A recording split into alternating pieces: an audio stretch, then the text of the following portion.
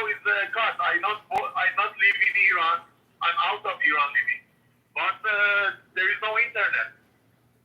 That's right. The Khamenei stopped the internet. But I read the news that Khamenei get killed, man. Well, that would be very exciting. Yes. This is the biggest celebration, man. I wish next year you guys come to Iran. Next year you will come to Iran. I will hosting you with the kebab and Iranian food, guys. If I had planned to come next year. Listen, if IDF kills Khamenei, I make my home in Iran. I have big home, I swear to God, in Iran. I make it Chabad free for you guys. I swear to God. Perfect. Yeah, I give my place for the Chabad. If Khamenei dead by IDF tonight. I don't think he's going to be dead tonight, but soon. I've seen news, bro. I've seen news. Maybe you didn't refresh your news. You have to check it again. Yeah, I did see something. No, I saw it on Twitter. I saw it on Twitter. Okay. I thought I see Let me check Israeli news. Let me check the Israeli news. Israeli news, maybe Channel 14 or 12 or something like that. Because in Iran there is no news. There is no internet. There is 2 days nothing news comes out of Iran. Yeah. The Khamenei cut the internet, bro, you know. Anytime something happens in Iran, the motherfuckers stop the internet in all Iran. Yeah, what's up, Rafi? And we have lots of friends, families there. We don't have any news from them. I'm sure that IDF won't attack them, but we don't have any news from them. You're in Israel now, or you're in Iran? No, I'm not in Israel. I'm in Europe. I live in Europe. I'm Iranian. Okay. I'm Parsi, Persian. I'm not Jewish, but I love Israel and Judaism people. But I live in Europe. Oh, wonderful. We love you too. Thank you. Your Hebrew is pretty good. I know just few words like shalom, manishma, matore, hakol beseder, chag sameach, and sharmute, benzona, zayin, and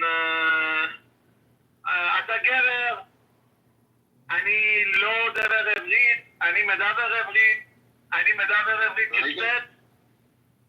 Yeah, bro, lots of words I say. I have many friends, Israeli friends. My neighbor, the next house of me, is Israeli young boy, same as me. He's studying here. We always meet each other. We are friends for a long time. And he teach me Hebrew words some. Yeah, Jeff, when you have a minute, take a look at my PTR. Yeah. It's quite funny. You'll like it. I also have breaking news, by the way. Okay. You didn't see anything? Also quite funny, Iran has appointed a new intelligence chief after the last two were killed by Israel. Yeah, the third one. And he just got killed again.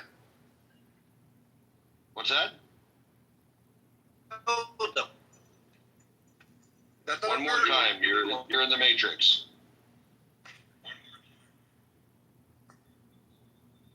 They killed the... Oh, you hear me? One second. Are you trying to say they killed the Ayatollah? So, in my group, they claimed that he was appointed and he was killed right away.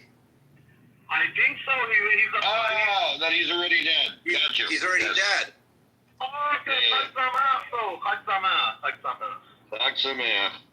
Play some music, guys. Let's dance. Play some music. Celebrating tonight. It's second Purim, guys. Why you are not happy? Everybody's like sad in this group. It's Purim Shlishi. Daniel, did you used to go by Turbo? Sorry? Did you used to go by Turbo on this app? You remind me of somebody.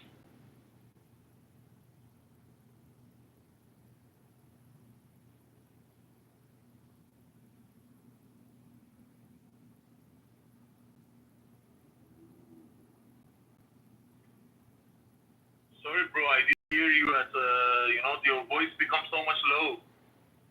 Hold. Wi-Fi is giving me a problem. I said, did you used to go by the name Turbo on this app? No, just normal. I connected normal in the app. Okay, cool. Okay, there was two other news items. Netanyahu came out and said Israel is capable of destroying all the nuclear facilities, including Fordo, without the United States. So they're definitely fucking with them between Trump and Netanyahu. Totally mind fucking him. No. It's like a game, bro. It's like a game. It's needed. Because if they want to stay together strong, then the IRGC commanders and generals run away. They have to play like a role that they know you are bad. You say, no, you are bad, this, that. And moments take the Khamenei's dead man. This should be happened. Other news, all of the aircraft at the U.S. Air Base in Qatar are now gone. They're no longer there. I've read the news. Bro, I think Khamenei is dead. If Khamenei is dead, Netanyahu become one of the biggest people in the history of Iran forever. For the Iranian people, for us, new generation, he will be one of the greatest guys that God created for. Well, Cyrus freed the Jews 2,500 years ago. It's our turn to return the favor. Yeah, bro, it's give and take, yes? Mm-hmm. We did, and you want to do it for us. We appreciate it so much. It's not you do for us, it's not your duty. We have same enemies. But it's good that the IDF is so much humanity. They don't attack the innocent people or something like that. I don't agree. In the country I live, anybody who asks me, because they know I'm original Iranian, they fast take side with Iran or something, then I break their side and say, no, I'm pro-Israel. Then they become shocked that how you are pro-Israel. That I explain for them and I fuck them and then, yeah. So guys, it was so much beautiful speak with you. I wish next year you will be our guest in Iran with the best Iranian foods that I know you love Iranian foods. Next year, I wish... We're coming. Yes, bro, you have to see Iran, bro. You have to see Daniel. You have to see Esther, Mordechai. All you have to check, bro. They all in Iran. That's true. So it will be your second home, guys. Nice to meet you. Nice meeting you. Yeah, it was great. Take care, guys. Bye-bye. Take care. You be well. Take care. Fuck, is it normal? I just came home. All my lights are on. Every single fucking one of them.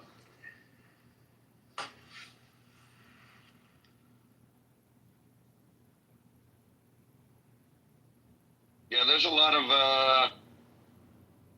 rumors. They're saying something should be happening tonight. They might do a targeted attack or something. Assassination. They did a targeted assassination. Maybe when they say night, it's nighttime for them and we're getting confused because in this group there's a lot of Israelis. You're getting confused. And I'm confusing the room with this. No, because I keep telling you you're wrong. Got it.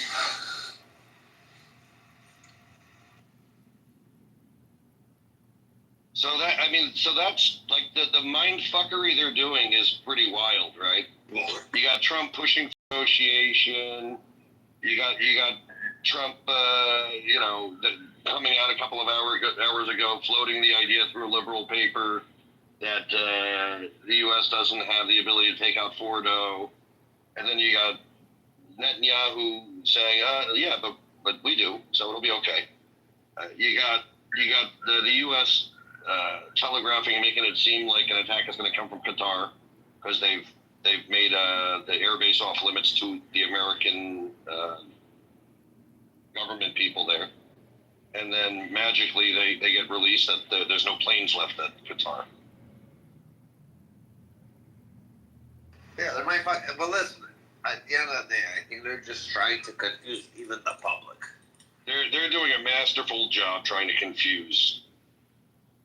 The public is confused right now. I think it's to confuse the IRGC, but they're really doing a masterful job. there are rumors, I don't think they're correct, that the Ayatollah was taken out. Oh my, that would be huge. Oh wow. It would be. Oh. There's also another rumor. What? Bombings in the 3rd districts of Tehran, East City. They're saying, what the fuck is MEK Islamic? Apparently, this is the regime that overthrew the king.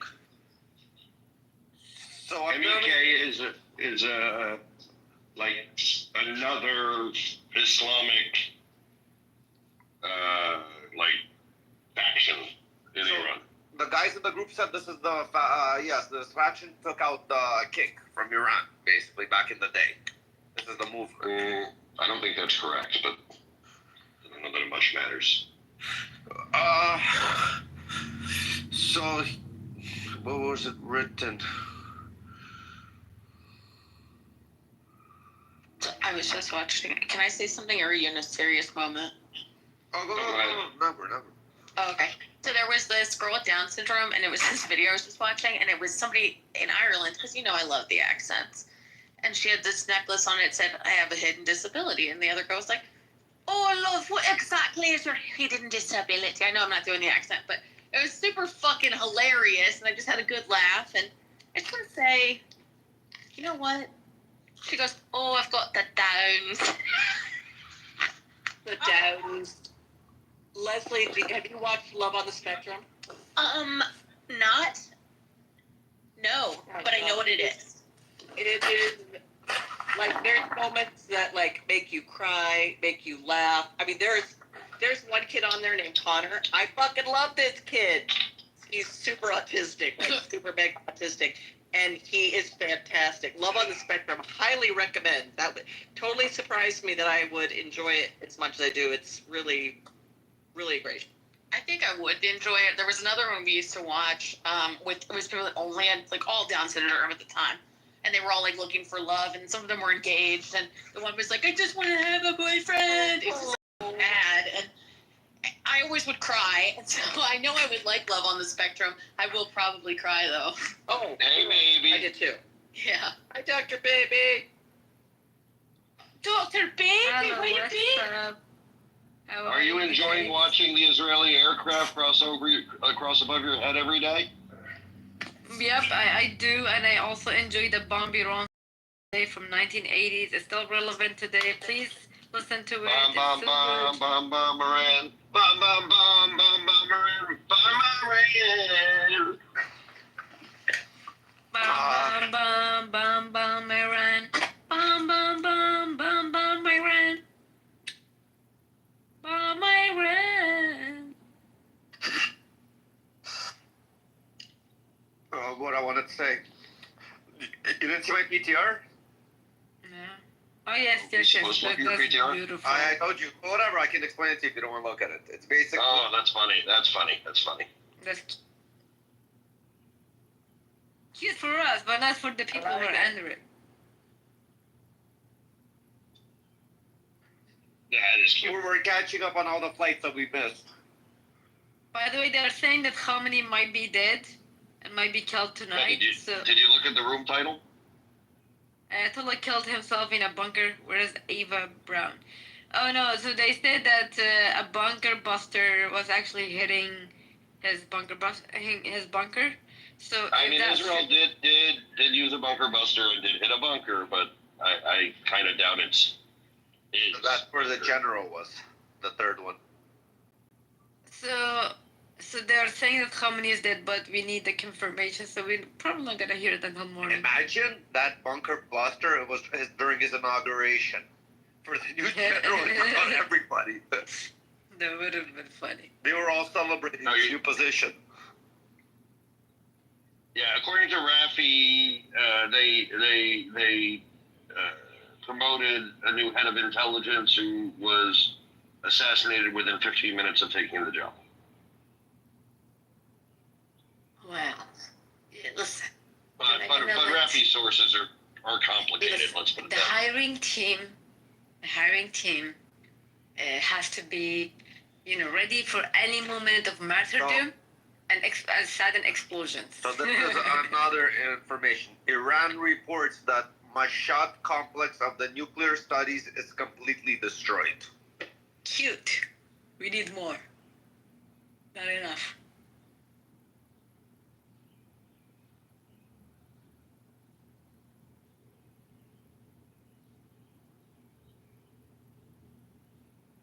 I just wanted to say hi and say What's up? What's up? I actually thought to text you a few times recently, and just ADHD's a bitch. no, it's okay. I just wanted to give you guys the good news about Hominy, but seems like you guys already are catching up. Gonna Yeah, try to we're go all to sleep. caught up. It's late here. Sleep well. Yeah. See you guys. Bye bye. Night. Alright. So Khomeini dies, let's say. What then? Well, I mean, then they will.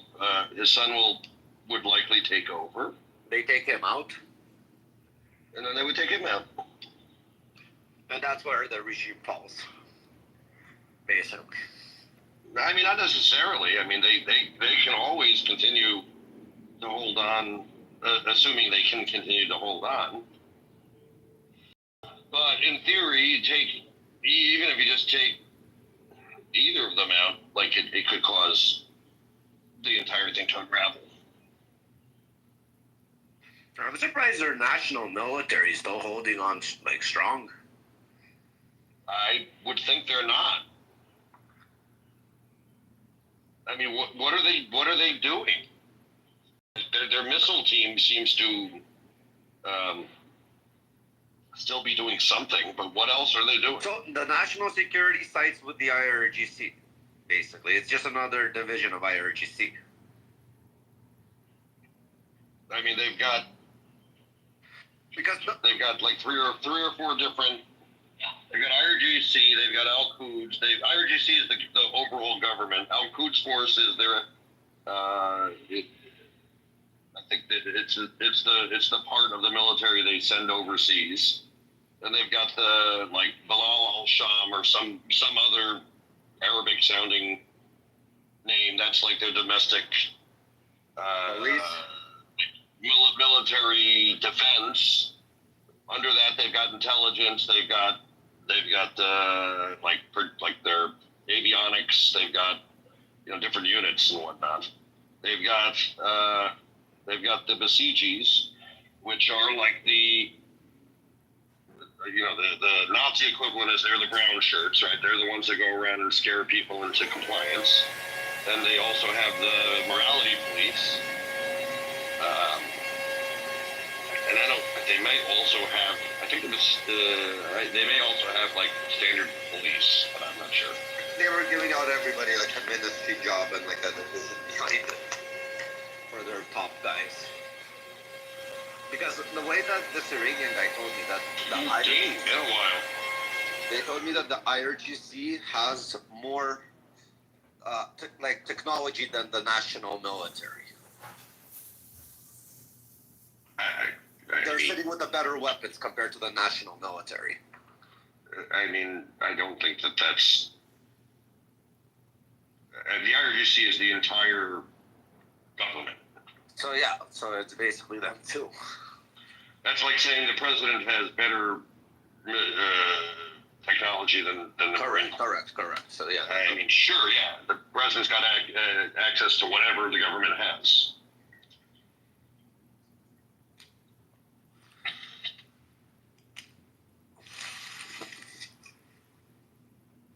What's going on, Dean? How are you?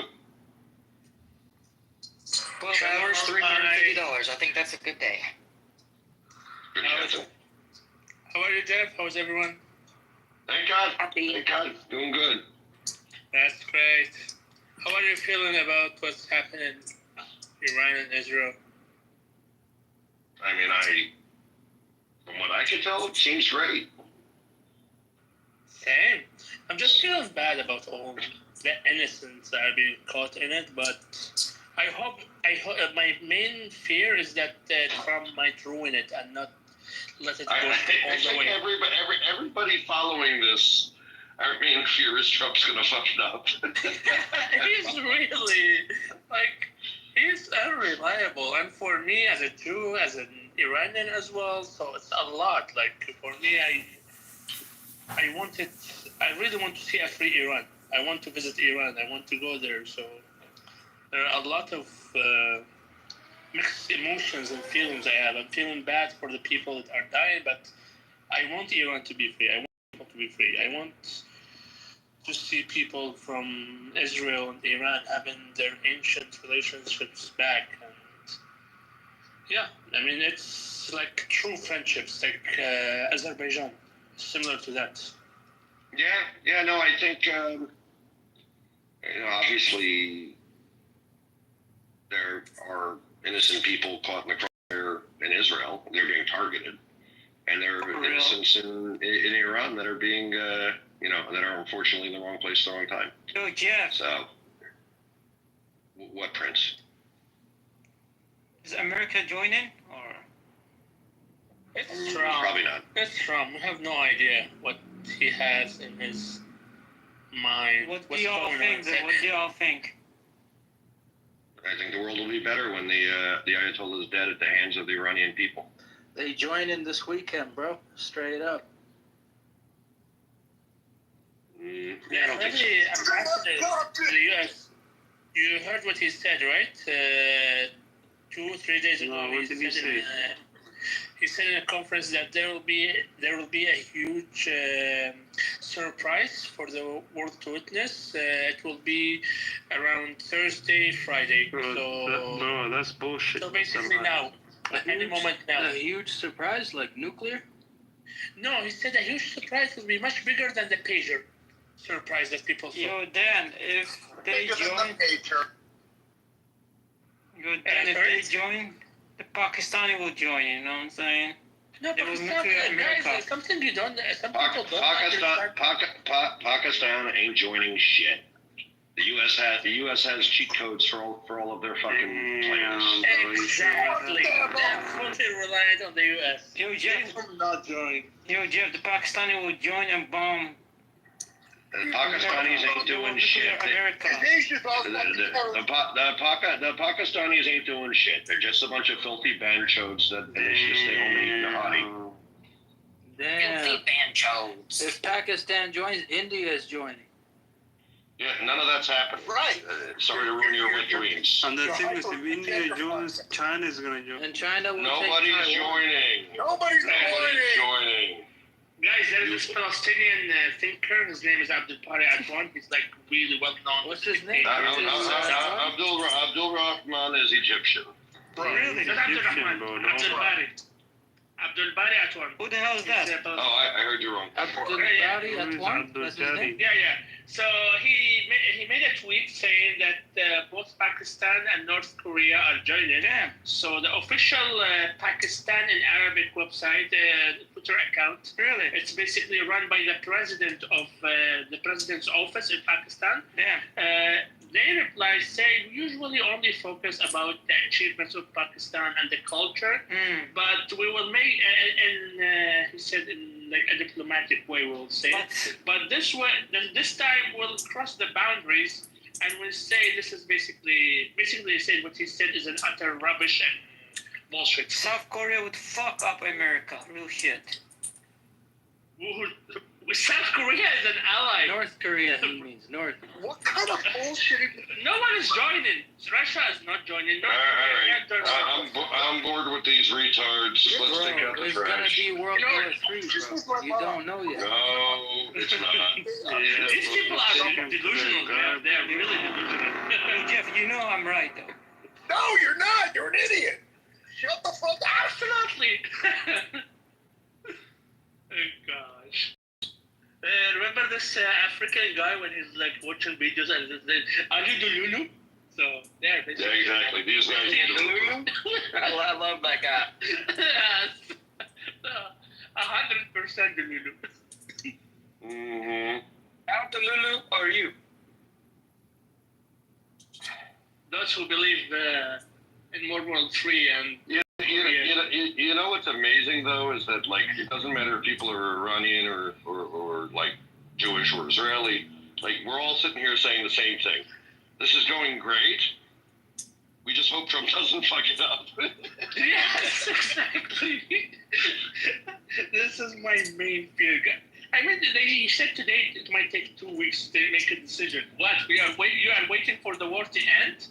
Like a week after it might end, you will make a decision? Yeah. Yes, that's what he's saying. I mean, Yeah. Trump is capitalizing on his amazing position that a lame dunk prime minister from Israel, who's on his way out and can engage in a bunch of bloodshed, is now currently a bully. He just beat up Iran on his own justifications, ally of America, and while Iran begs for Israel to stop destroying it, America can show up with a sweetheart deal. They can decide to destroy them or befriend them. Trump has literally any option. Is this Captain Mustachio speaking? No, that was Mixed. I do have a mustache, okay. though. So you're making fun, Madzid, right? No. No, he's right. I mean, that is actually the situation. That's why Trump is saying nothing. He's saying, I'll decide when I decide, because as far as he knows, A, he's got a great position, and there's every possibility that within at least a week, maybe 2 weeks, it'll only improve. That's why he's just like playing it by ear. Oh, yeah, I got you. Of course, and especially like his tweets when he was like, we have end surrender, complete surrender, and all of that. Yeah, that's just so basically he capitalized on everything that Israel did, and was like, we did that, we controlled the airspace, blah, blah, blah. He wanted like to take the whole accomplishment, it's his. He wanted to do that. Yeah, and well, he probably speaks English better than the Israelis, so he probably will take credit in English. Yeah, he will. I mean, come on, Bibi is great, and both Bibi and Herzog, they are like fluent, basically Americans. And who's the other one? Yeah, everyone speaks English in the cabinet. Even I heard Ben Gvir speaking They're English. speaking English, and then there's being a New York salesman like Donald Trump. Yes, this is the problem. It's not a problem. It's what got him where he is. Maybe you want to but I don't want him like to take too much credit for things he's not doing, and also like putting more Israelis in danger for not doing the right thing in the right time. You know what I mean? What, Trump? Yeah. Trump doesn't care about Israelis. Of course he doesn't. I know this, and I kept saying it over and over again. Just because he have Jewish grandchildren, he doesn't. Doesn't mean that he does. It's just not his main priority. But they're still allies, and meaning dead Israelis. Trump may not personally care that they are dead. He absolutely cares that he can utilize that politically. There's a dead Israeli. Trump has something to talk about. Exactly. But I'm fearing that it might be maybe he's looking at it and he's thinking, it's not enough yet. So that's Israelis is different. For Israelis, a lot has been lost already. It's been the Haftar not good. Yeah. I mean, it's 1900 already since October 7th. The deaths and the injuries plus 15,000. So it's not. The numbers are not small. But Iran is a bunch of assholes, so. Yeah, unfortunately, and not to mention all those freaking leftists and Marxists and all those. Off more than sorry, what? Can you repeat it? Nothing pisses me off more than a peacenik. Someone who decries war constantly, never understanding that decrying war just leads to more war. Yeah, exactly. And especially when they're defending a country that basically been waging war on another country and is threatening to annihilate it, and been doing it since October 7th. You can't beat a war by denying its legitimacy. The only way to end a war is through some application of justice. It's just the only way. Exactly. Someone has to be proven right. We need a verdict, or else we're just going to keep killing each other. And if you cry, Exactly. oh my God, stop killing each other, so you don't want a verdict, great, more death. Yeah, exactly. This is the problem, and we've seen it over and over. People were saying, "Oh, don't go after." In the beginning, people wanted to go from the beginning against Hitler, and he kept invading one country after the other, and how many people he killed in the process, and 48 years is enough. Yeah. Hold on, yeah, Dean. 48. 1 second, Dean, for one, please. Reports again. They're saying IDF drones are all over the skies of Tehran. Over 500 drones are reported. Wow. And these are little drones that the guys were using with the propellers. I think IDF drones are a little bit more advanced. Yeah, it's Friday now. I don't know, in drone Iran. technology is complicated, the things they use and for what purposes. Like, I'd always think, like, oh, they're going to look like tiny little planes, really, like, streaking through the sky. And it's like, no, a lot of helicopters, a lot of little like, basically holding a payload and holding it directly. You know, it's weird, the technology that's developing around drones. Yeah, they're the kamikaze drones. Israel used some of those initially for the air defenses. The one they use inside Iran. Okay, so it's time for me to share with you what I know is going on. Are they dropping the Yes. So what this blanket of drones is doing, it's called Iron Eyes. Israel developed an AI-empowered fleet of drones that can watch every inch of Tehran, every moment of time. And AI has the programming to make that information useful. How long are So basically, like civilian cameras all over Tehran, close range. Okay, so now we own the airs and we see everything.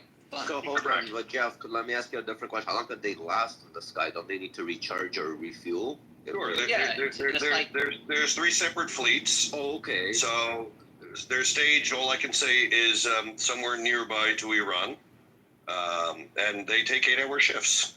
Right. Oh, they can be in the skies for 8 hours. Yeah, this is all part of the next generation part of the plan, where which is going to be called Operation I Am That I Am. Basically, Israel's becoming God. Wow. Their control of the region is reaching divine levels. Divine, exactly. Divine control. I made all this up, but it seems believable. Right up. I'm so fucking confused, you fucking guy. I mean, what makes when you you think I do would shit know like that. anything like Didn't this? believe I knew when I start seeing shit now they come out will. your mouth. Something. You're a believable person, Jeff. That's why. I don't know. I am. It's true. Totally believable. But there is and Trump administration boosts monitoring of possible Iran-backed South and U.S. In this case, I just happen to be talking shit.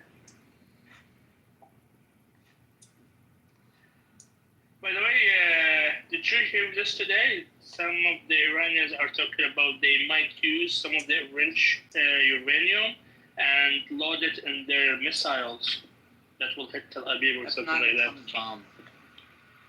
It will not be a bomb, but like they were called a dirty bomb.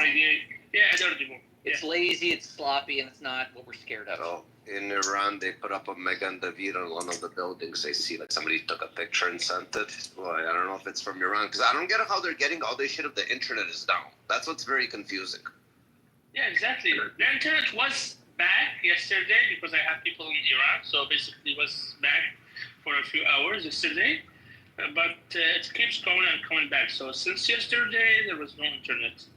I thought Elon Musk shared his Starlink. Apparently, they cannot use it either. I mean, they have to have the receivers, satellite receivers. Yeah. To get it. Yeah, so they don't have it. Yeah, they just unplugged the router. Maybe unplug the router. Now, by the way, let's just go down the rabbit hole of my made-up theory. Nice. It would be very convenient if we were going to do Operation Iron Eyes to have, I don't know, Elon Musk's satellite there turned on so that it can feed back all of that data, all of that big, beautiful data to the IDF in real time?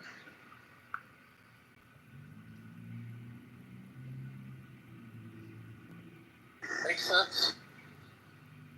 But then, who's controlling Iran?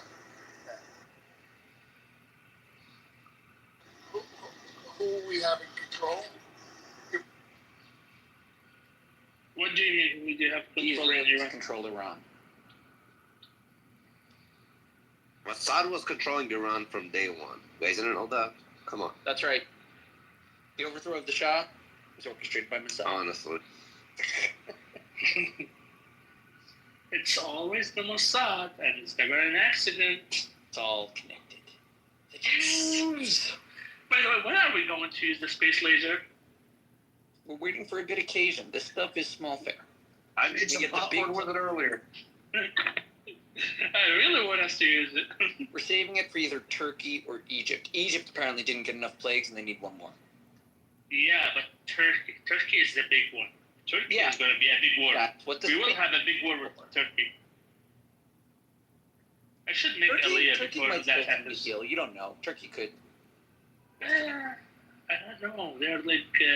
You don't know, but let's keep in mind, like, if Iran were to modernize, secularize, become cosmopolitan and Western again, you don't know what the whole region might end up like. That's a very different world. Yeah, the thing is, Turkey is already like another game right now. They Right. started it with the fall of the Syrian regime, so they are now super friendly with the Kurds. So they are basically allied again. So they were already allies with the Iraqi Kurds, Barzanis, basically. And now they use the Barzanis to become friends again with the Syrian Kurds. And basically they stopped hostilities between each other, and they're trying to say, oh, we have a shared history, because the Kurds basically were the military branch of the Ottomans in many ways. Like, we're not talking, like, after they got rid of the Albanians and Europeans and others, they were the Kurds. And they were brutal, like really, really brutal and Islamist, Sunni Islamist. Like, they would kill other Kurds for not being I Sunnis. mean, what more could you want for an ethnic hit squad? Yeah. So this is the scary part, especially if the fall of Iran is not done in the right way. So that's why I really want the Shah to come back, at least to have a transitional government and keep the country together. We can't have a divided Iran. It's too dangerous for the Kurds to unite right now. I always supported the Kurdish cause, but now it's getting scary with their Turkish alliance. We can't, like, allow this to happen. Oh, come It's on. too scary. You're trying to make Kurdistan for decades. You're saying now you're afraid Kurdistan will be too friendly with Turkey? They started it, and Okay, so what's so bad with that? They can be friendly. If they step out of line, we blow them up too.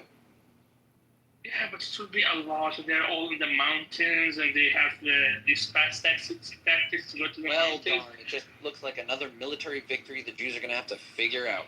I mean, we want to, like, retire, have some pina coladas and banana beach instead of constant wars. Can't do that until there's peace in the air. Yeah, we are making Look, peace. at the end of the day, you don't eliminate 40 years of oppression with an agreement, right? Like, most Kurds still hate Turks, and most Turks still hate Kurds. Right. Yeah, but they have, like, hundreds of years of cooperation. No, but like, especially, think of it this way: if the people alive today, Turks and Kurds, don't like each other, Yeah. but they have an uneasy alliance, allowing Kurdistan to grow up and develop some of its own like abilities, sure, while working with Turkey, is just a future friend.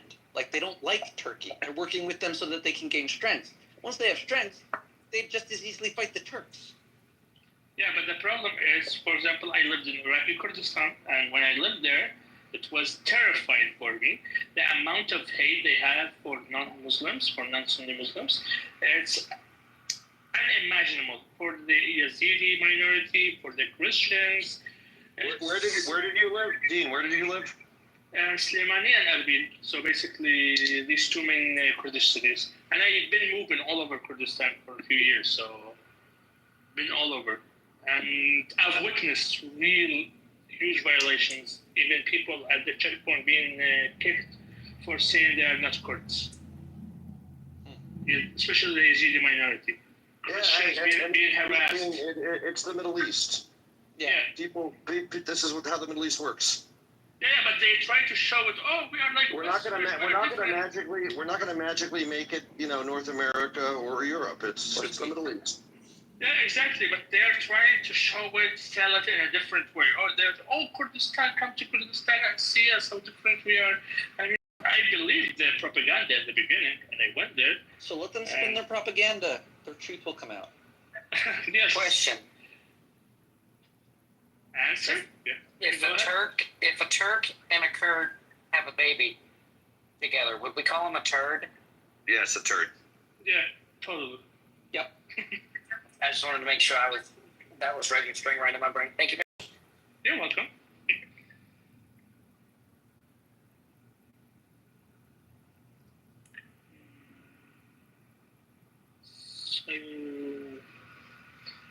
I'm still waiting for the surprise, for the big surprise. Who said there was going to be a big surprise? Okay, here comes the big surprise. Changing my PTR. Okay, come on, Khabat Tehran is good. I like it. I'll go back. Okay. Oh my God, imagine. Okay, Tehran will be lit. There will be Kubida in it. PTR. Gefilte fish. Okay. Nuke the Ayatollah. Nice.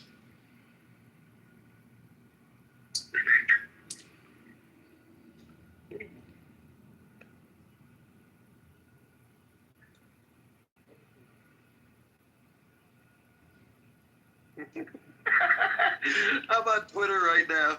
And some guy named Jesus Rosas. Puts in all caps. You're telling me that Khomeini and Khamenei are two different dudes? They're not the same person? Dude, I have friends till now that they can't tell the difference. They keep Googling. I mean, Rafi keeps calling him Khomeini too. Yeah. No, that dude, Khomeini died in 89. He's a Remember hoe. that? Yeah. This is Khamenei. Khomeini is the Indian, as the Shah called. Khamenei is Azari.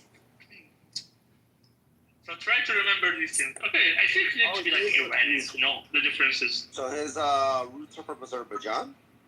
Yeah, he's Azari. Really? I didn't know that. Yeah, his ethnic group is Azari, and Khomeini basically tried to say he's Persian, but I remember an interview for the Shah, I saw a clip from it, and it was saying he's not even Iranian, he's Indian. And when I went back to his actual name, it's Ruhullah al-Hindi, but he was born in Khomeini. His father was Indian, who went to Iran, moved to Iran. So he's from an Indian family.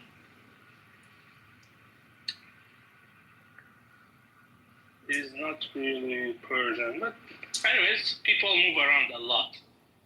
He could have become Persian if he wanted and preserve the culture and everything, but he decided to go loco on us. He decided to be Mexican. sorry. If there's any Mexican, I'm just making fun.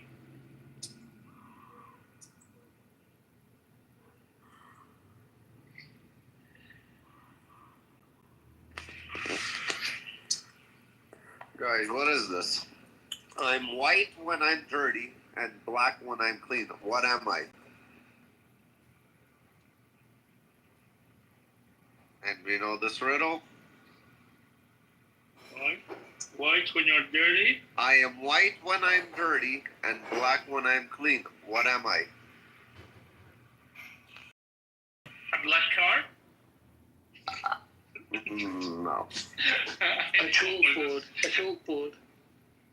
A chalkboard? Alright. Yeah. Correct. But it could be green. What is it? What? It's called It could be green. It's called the blackboard. Oh, okay.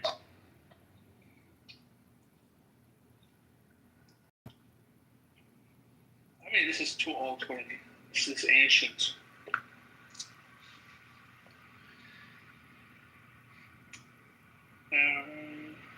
More explosions in Tehran.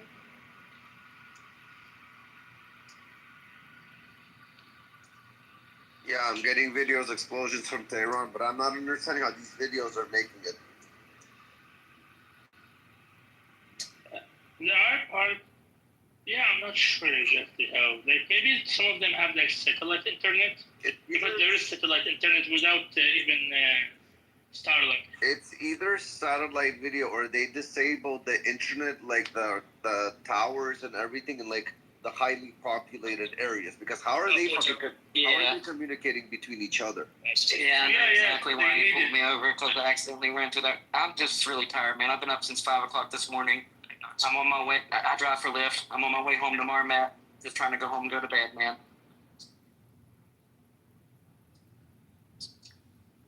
They pull someone over. I think Cap got pulled over.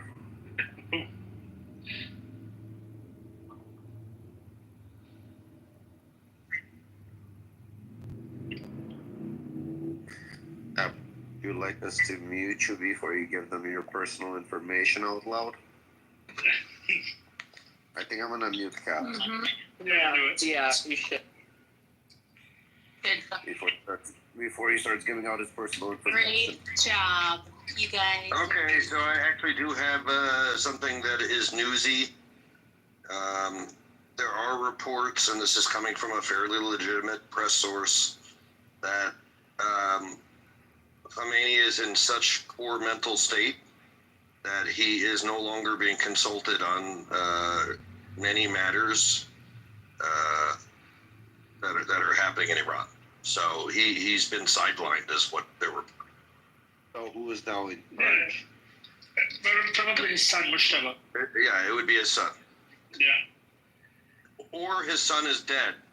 In order to make that happen, they would have to kill his son. So either his son is essentially started a coup against his father, or the rest of the government has essentially like this is like a soft coup. Imagine, I mean, basically they're doing to him what they did to what the Democrats did to Biden. Soft good. Yeah. Yeah, but I think Mustafa been in control for a while now. Like, it couldn't be him. Like he wouldn't do a coup against his father since he is already in control. That's the only thing that would save his life right now, probably. If that would save his life. Or to justify to save his life. Yeah. And the militias in Iraq and the Grand Ayatollah in Iraq, all of them, they were saying Khamenei is the red line. They will not allow him to be killed. They will not accept it. So, and the militias in Iraq, 3 militias, I think, said they will unleash their power against all the American targets and citizens. They will not just go after a military target. Any American citizen is a target.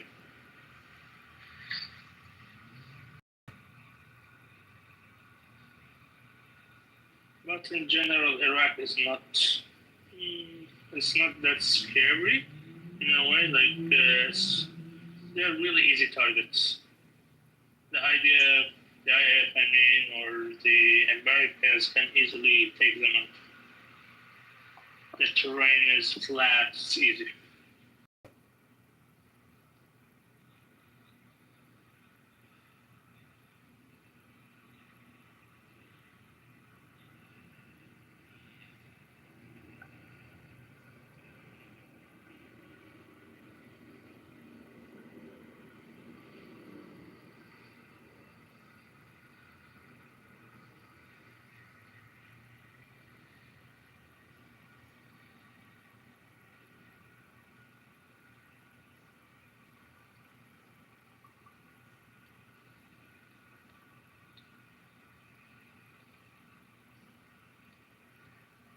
Guys, did you see all the tweets by Khamenei?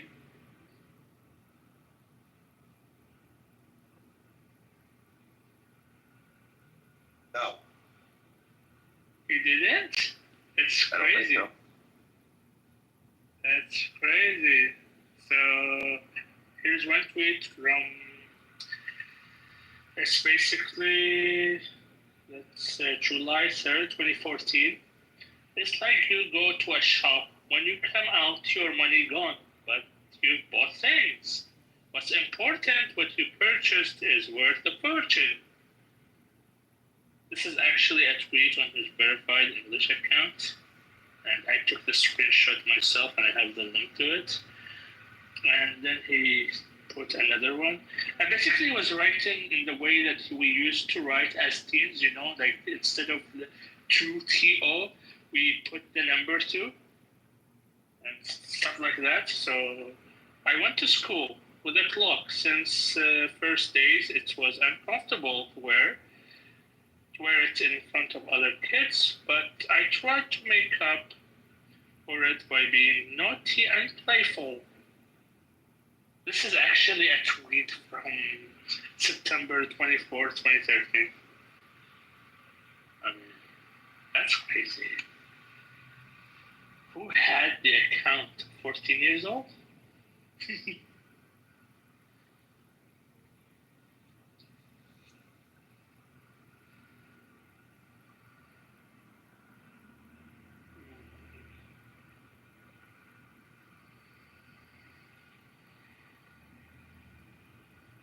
What's up, gangsta? Ow, what's Gucci with you? You've been in and out.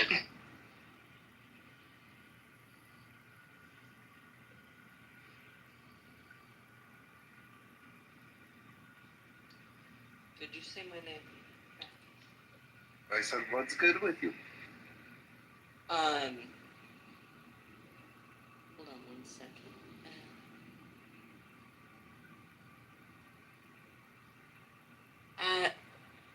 You know, I'm just thinking about what to have for dinner. Nice. I just had like a nice Korean chicken sandwich, actually. Surprisingly, it was very cute. Very cute. Like it's honey mustard. Like it was nice. It was like sweet and like crispy. Like it was good. That sounds yummy.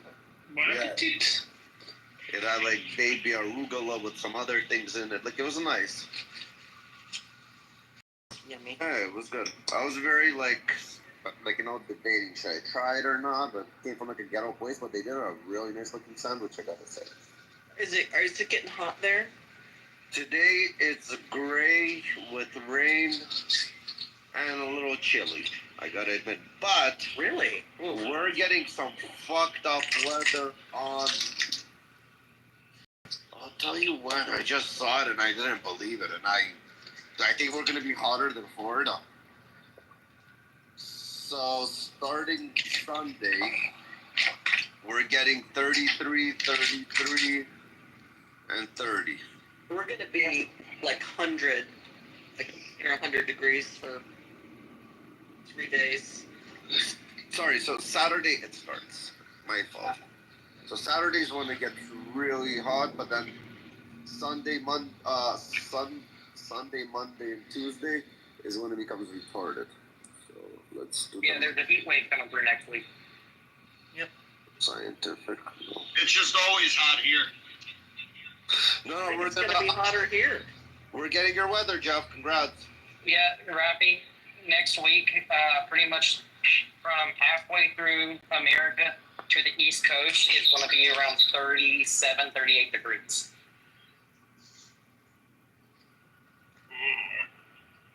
Yo, Captain, did you get a ticket?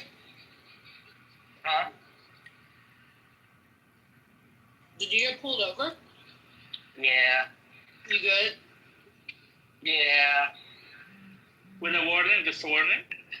No warning, no nothing, he said. Oh, okay, good. That's good. Did you have to blow him for that? No. I forgot I was unmiked and everything. Well, you didn't have That's to. so embarrassing. No, I was zoned out and hit it's raining, so I hit my brakes way too late and slid through a stoplight. And so he pulled me over for that. And I told him, I was like, I tried to brake. I'm really tired, which I am. And I was on my way home. And I told him exactly where I live, which was only 5 miles from the house. And he came back and, well, I handed him all my stuff. He ran it all and came back and said, no warning, no ticket. Just get home and get some rest, man. Be careful. And I said, I'm going straight home now. I'm going to stop at the dollar store by the house and deposit my cash into my Cash App first, but that's like 200 feet from my house. So what I wanted to say, it's gonna be mid-95 Fahrenheit, your temperature we're getting. Mid-90s. Yeah, for sure. When you said 32, I knew. I'm really good at calculating that in my head. Yeah. I don't understand that formula. It's a little confusing. It's add, multiply, and divide after. Like there's 3 steps to that formula, if I'm not mistaken. 2 or 3 steps. No, it's just that formula. Like I know how to do the pound. It's not for me. I don't want to do it. No, like See, sorry, go. I've just remembered where about 80 degrees is for y'all. What that would translate to, and it's roughly 28 degrees, somewhere around there. And then I know about the difference that it should be for each, so I roughly can do it in my head, but it's just a memorization of the correlating temperatures for me. I think 78 is like 24 or something, or 22. Yeah, it's 70. Like it's 24. Oh, yeah. You wanna hear? Get That's a around bit confusing. 27. I always go for 27. It's comfortable. But for the Middle East, it's hard. You can't use Fahrenheit because it's always like in the higher hundreds. It's scary to say the numbers. I mean, it's scary in Celsius. But still. Oh my god. It's the same thing. It's just scarier depending on what you call it. Exactamo.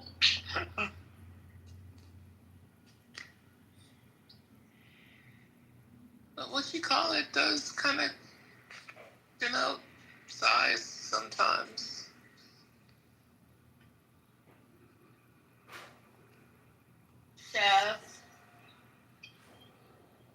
Jeff. Mr. Jeff. Yes, honey. Yes, honey. What are you doing? Picking up my friend for birthday dinner. Oh, you're going to Din Din. Okay. Yum.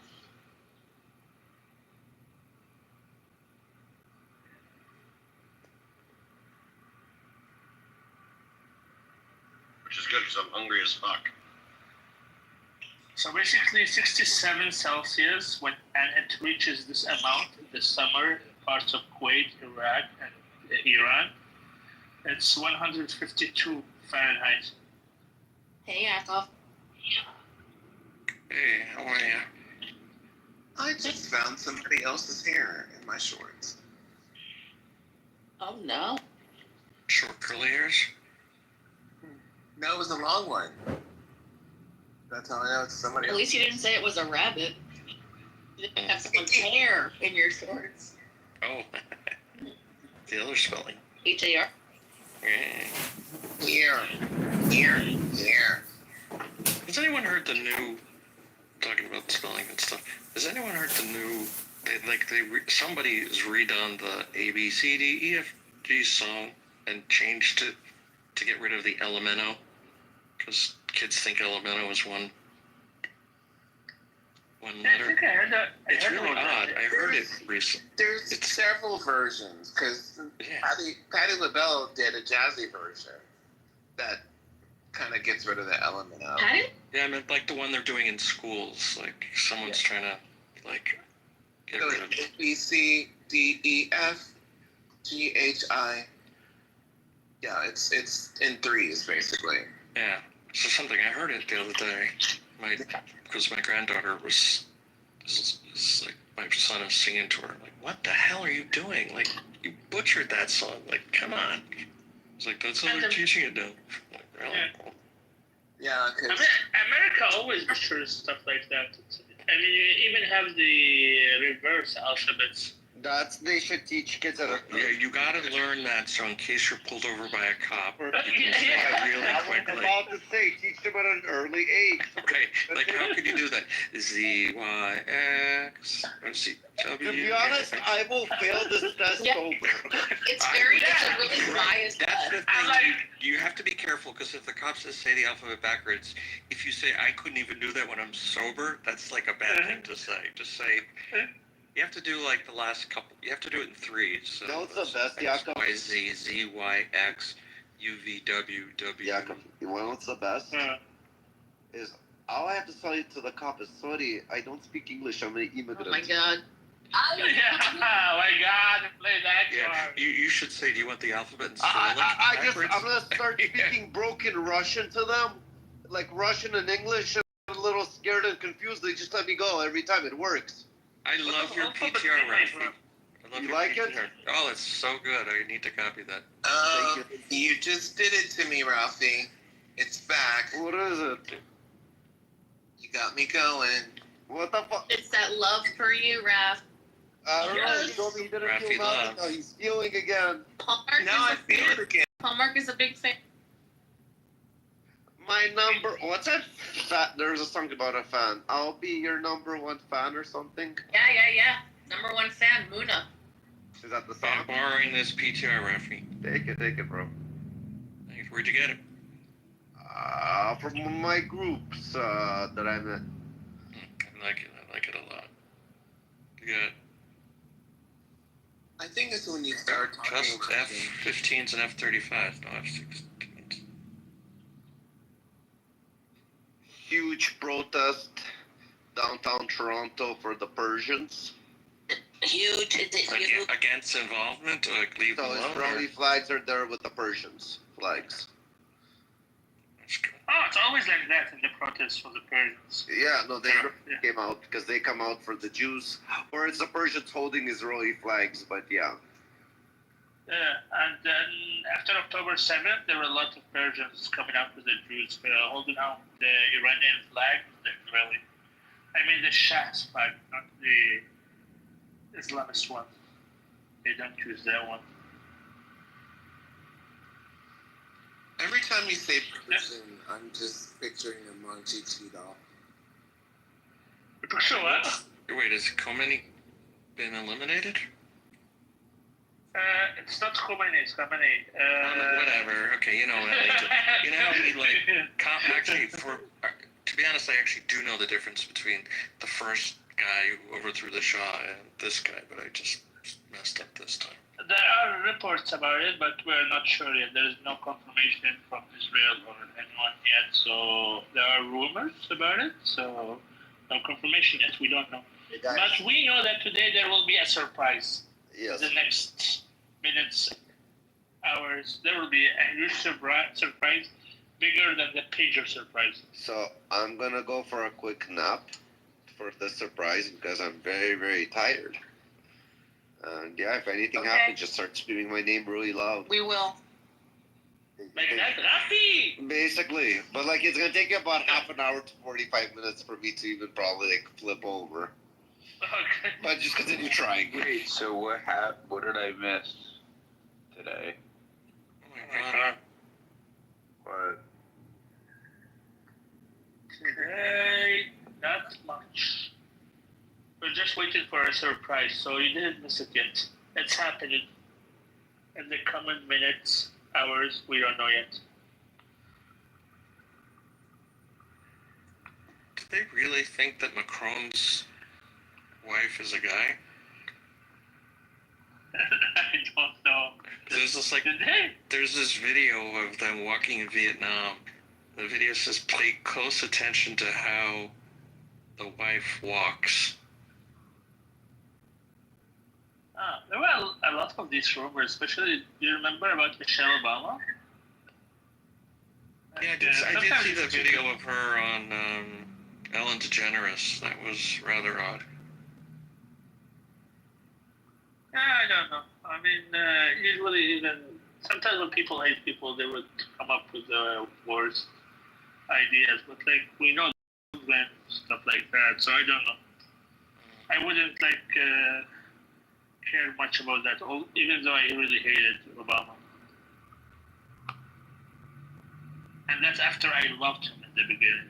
I was like, oh, so excited about it, but then it was horrible. What happened on Ellen DeGeneres?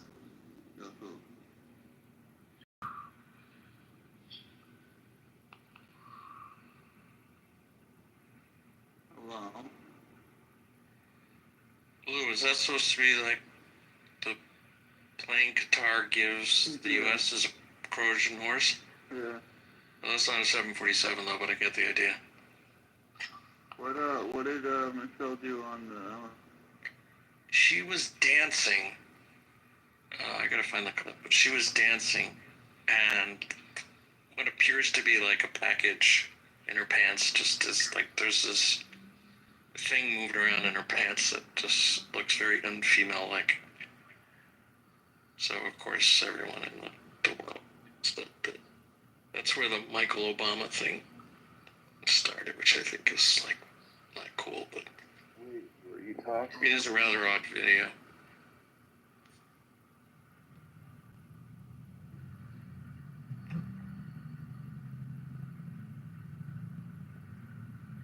Oh, Yakov, who's in your profile picture? What? Who's in what? What? Oh, I asked who is in your profile picture. I said that. Oh, that's a little Ukrainian girl who came with her mother from Ukraine for cancer treatment. I think she had what is cancer of the blood called? Leukemia. Leukemia. Thank you very much. Leukemia, and she was met with a ballistic missile. And is no longer with us. Oh my God. Is she rest in peace? So wait, so she went back to Ukraine, and then No, she was in Tel Aviv with her mother for medical treatments, and they were killed by a ballistic missile strike. That makes sense. She was killed in the attack on Soroka today? No, that's in Beersheba. She was in Tel Aviv last week. Ah, okay. Tel Aviv. Yeah, I have a family friend. No one was killed. No one was killed.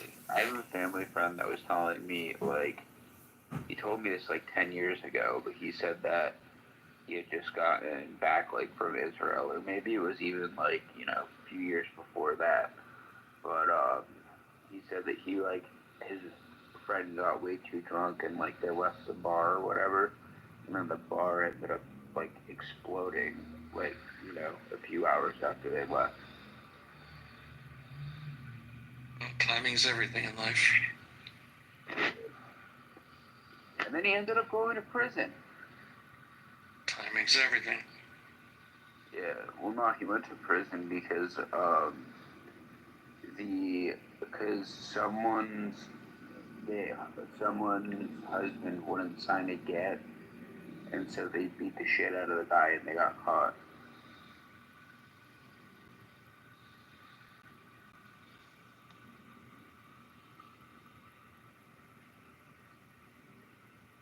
Makes sense. Yeah.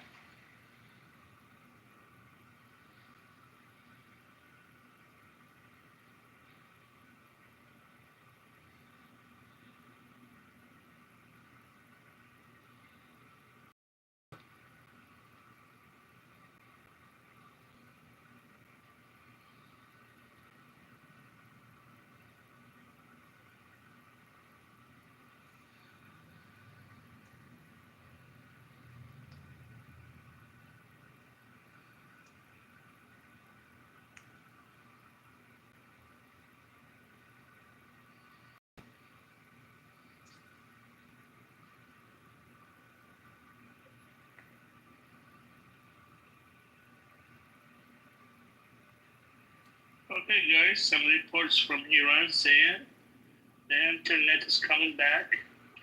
People are in the street and are attacking IRGC bases and homes.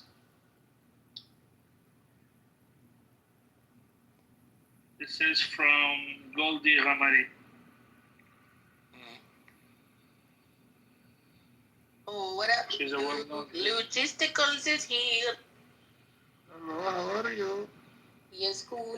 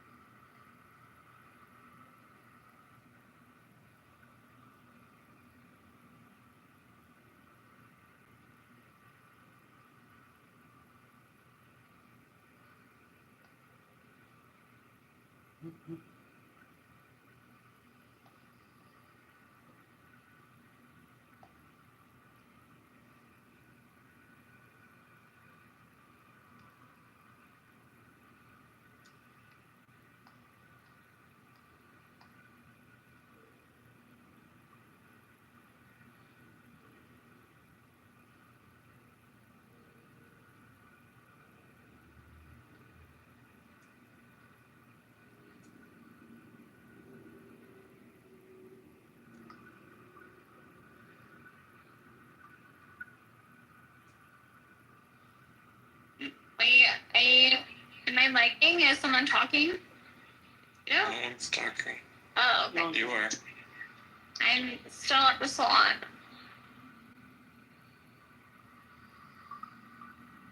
What are you getting done?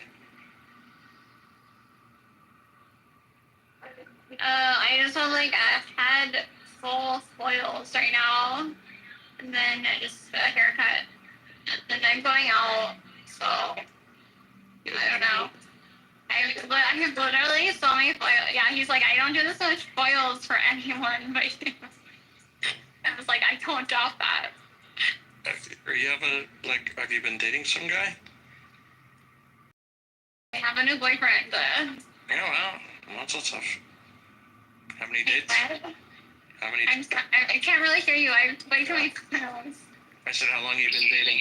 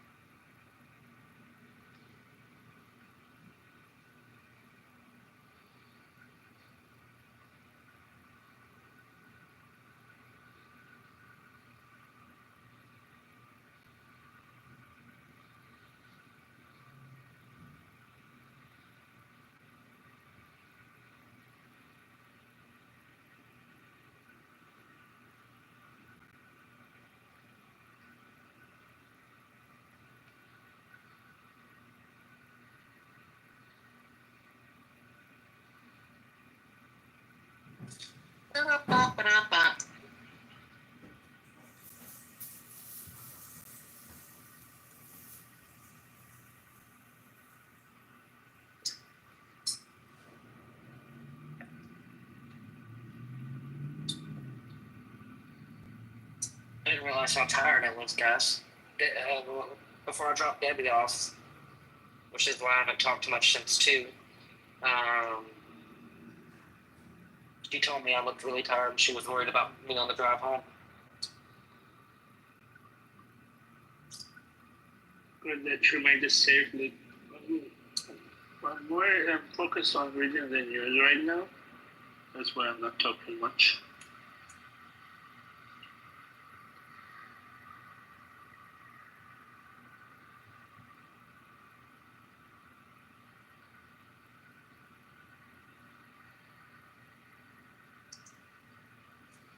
Oh, you guys have an entertaining room today.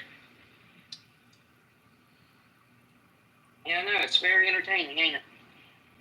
So much going on. Yeah, that's a great time to do yoga.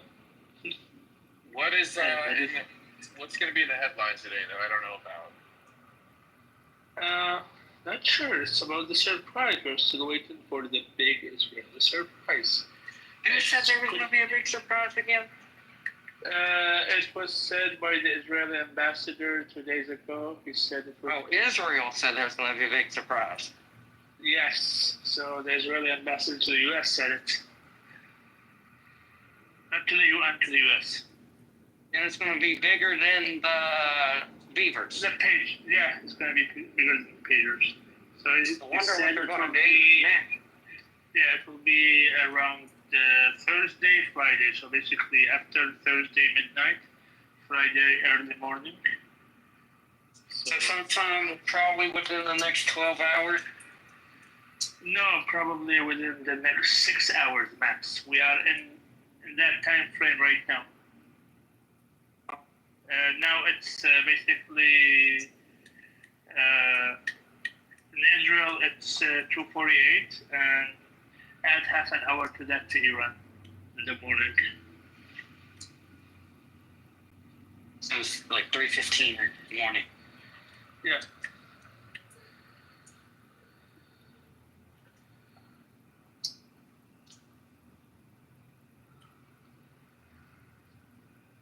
Let's see how big is it, or they hit it.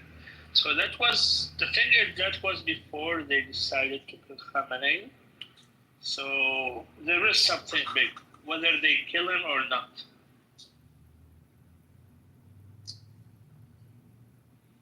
But what is it? I don't know. There's like speculations about like the Iranian army working with the Mossad in order to have a coup, make a coup. Especially that the army and the IRCG are basically enemies. The army is really sidelined. Okay, let's see if we change the subject to something more entertaining. Yeah, really, just like a little bit more. cast or something. Because this is getting. Is Elle there? Elle, wake up. We need some action here. I'm fully awake. I am fully awake. Elle, Hey, let's fucking. did you watch? What? Did you watch the Fever game the other night? I did. Fucking loved it. That shit. Yeah, I know. Wasn't that the most awesome game ever? I loved that fucking game. And Yeah, I can't get over the highlights. I just keep rewatching them.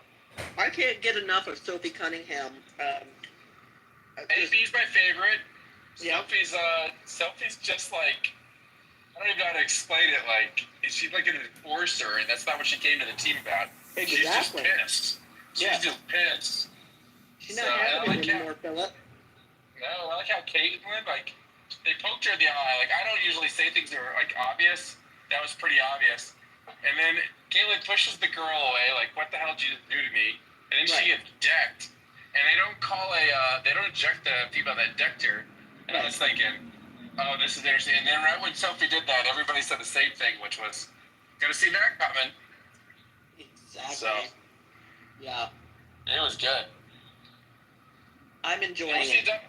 What's the WNBA gonna do without Caitlin Clark at this point? Like, I mean, she is probably the biggest ratings influencer right now in sports. Like, she's bigger than LeBron at this point. Yes, games that she's playing in are viewership is rivals NBA games. Yep, and it's just getting better and better for people that have followed her. Yeah. So, oh man, she's so much fun to watch. What I don't like, though, I mean, I don't want to see them just let it turn into, female mud wrestling. They can't do that because the issue is that Caitlin's the star of this, right? Like, there's going to be others that are just as good as her, it's just anything else. But people know they can play to those levels. People play past them. But the issue right now that kind of revolves around the whole thing is that Caitlin can't take. She can't take this every game. Like it doesn't matter who you are. She's just like getting beat on. well, she just came back from an injury. Yeah, she's coming back. She missed the last part of 10 games, right? 5 games. Yeah. Yeah.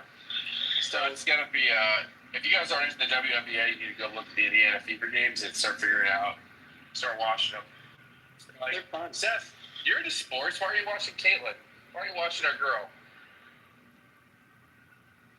She's good. Philip, I don't know if I told you, my daughter used to play against her all the time. Oh yeah, it makes it. Well, you're in that part of the country for sure. So competitive basketball, I bet, is basically filled with people from the Midwest that know all about Caitlin. Well, we played all over the country, but they both were in a, like on an AAU team that they don't call it that, but that's what it is. It's college exposure. So sure. We were in Ames. Like I got fucking Ames, Iowa. Oh my God, I wanted to. But that's where a lot of big tournaments were. And then in the summer, we would travel to Orlando, Washington, D.C. They played in Indianapolis. They played, all over. Texas. They played in Dallas. But my wife went to Iowa State, so that's not surprising to hear that's where we go. Yeah. Oh, yeah. Yeah, so all Iowa Attack is where Caitlin came from. And we were a spin-off, a sister program, Nebraska Attack, to that program. So, all of these girls were going D1, playing D1, but she stood out even from them. She always stood out. And she was not a dirty player. She was a hard player. No, she's not a dirty player now either. She's not. That's not who she is. You watch her put her shoulder into somebody, and it's all legal. Their feet aren't set, and she's driving to the rim. And exactly. They don't drawing like the foul. She doesn't like how physical. They don't like how physical she is, and they don't like the fact that she's athletic. So you start counting against the physical side, and then all of a sudden she steps back and drains a three. Exactly. And it really makes them angry. And the thing that makes them more angry than not, this is the thing that is political, and this is the issue they have. The thing that makes everybody angry is that she's a white girl. Yes. That's what's making everybody angry on the other side of the court. Like it's not exactly.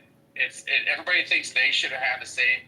Like when I hear people say like, oh, we're all just as good as her. It's like, dude, like it's not hard to understand why men and women are both watching Caitlin. Like she is not boring on any level. We feel like we're watching the Michael Jordan of women's basketball. Yep. That's Larry Bird, It doesn't. Yeah. It doesn't look like she's trying to replicate another player. It looks like she's her own player.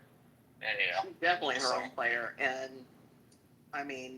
she played that same way as a kid. Like she draw fouls. She played for her brothers. Physical. It's very clear that she played against her brother, and they didn't treat her like a girl. It's very obvious. Yep. It's and look, it's nobody expects women's sports to be as athletic as men. I think what we're saying is if you're gonna put a sport on TV and you want people to watch it, there's got to be some entertainment value to it. And Caitlin actually brings entertainment value.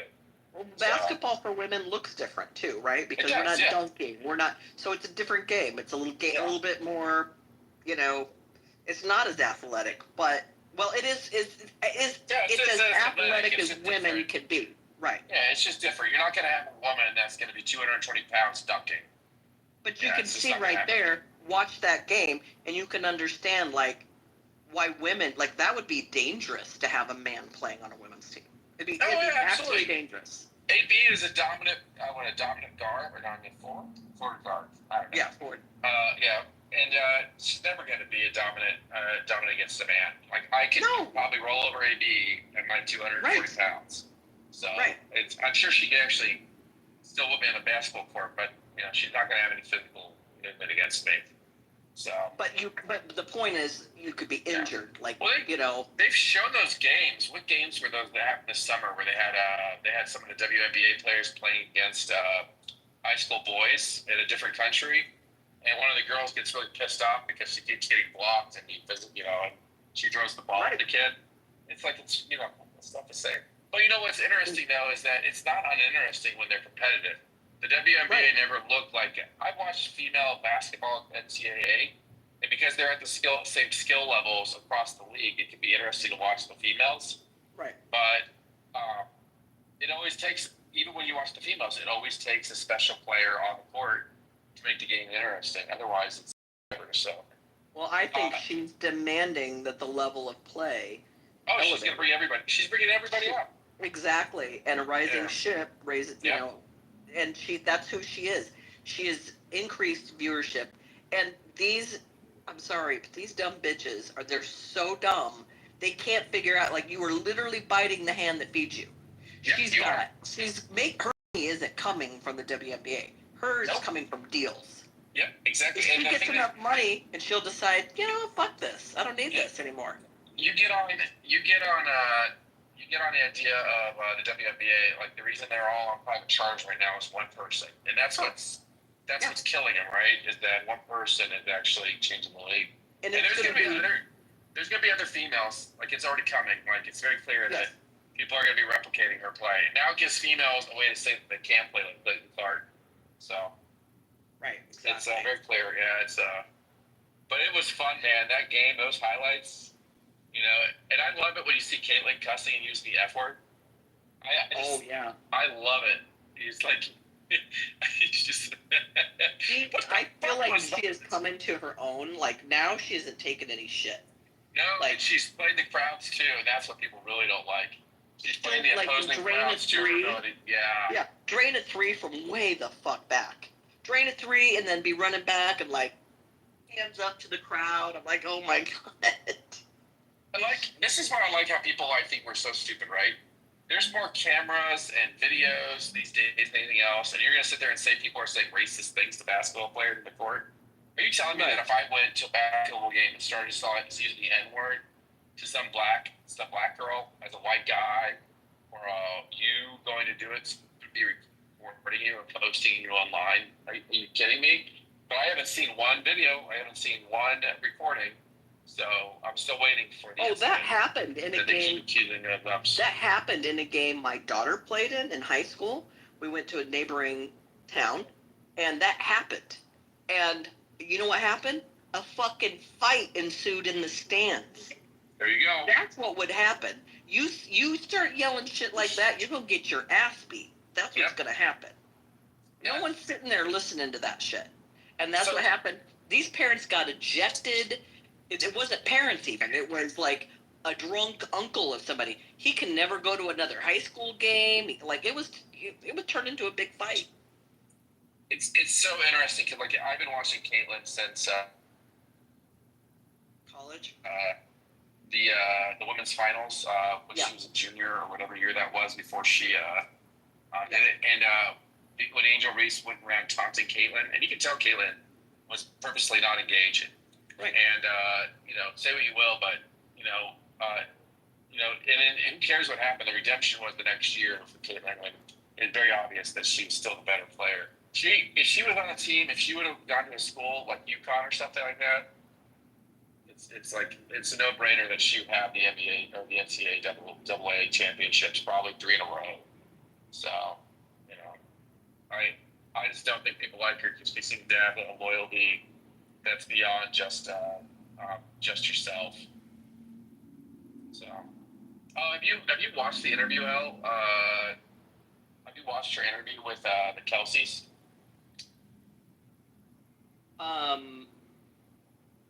No. You know the Kelsey brother, or not Kelsey? Yeah, it's Kelsey, right? Travis Kelsey and the Taylor Swift's boyfriend.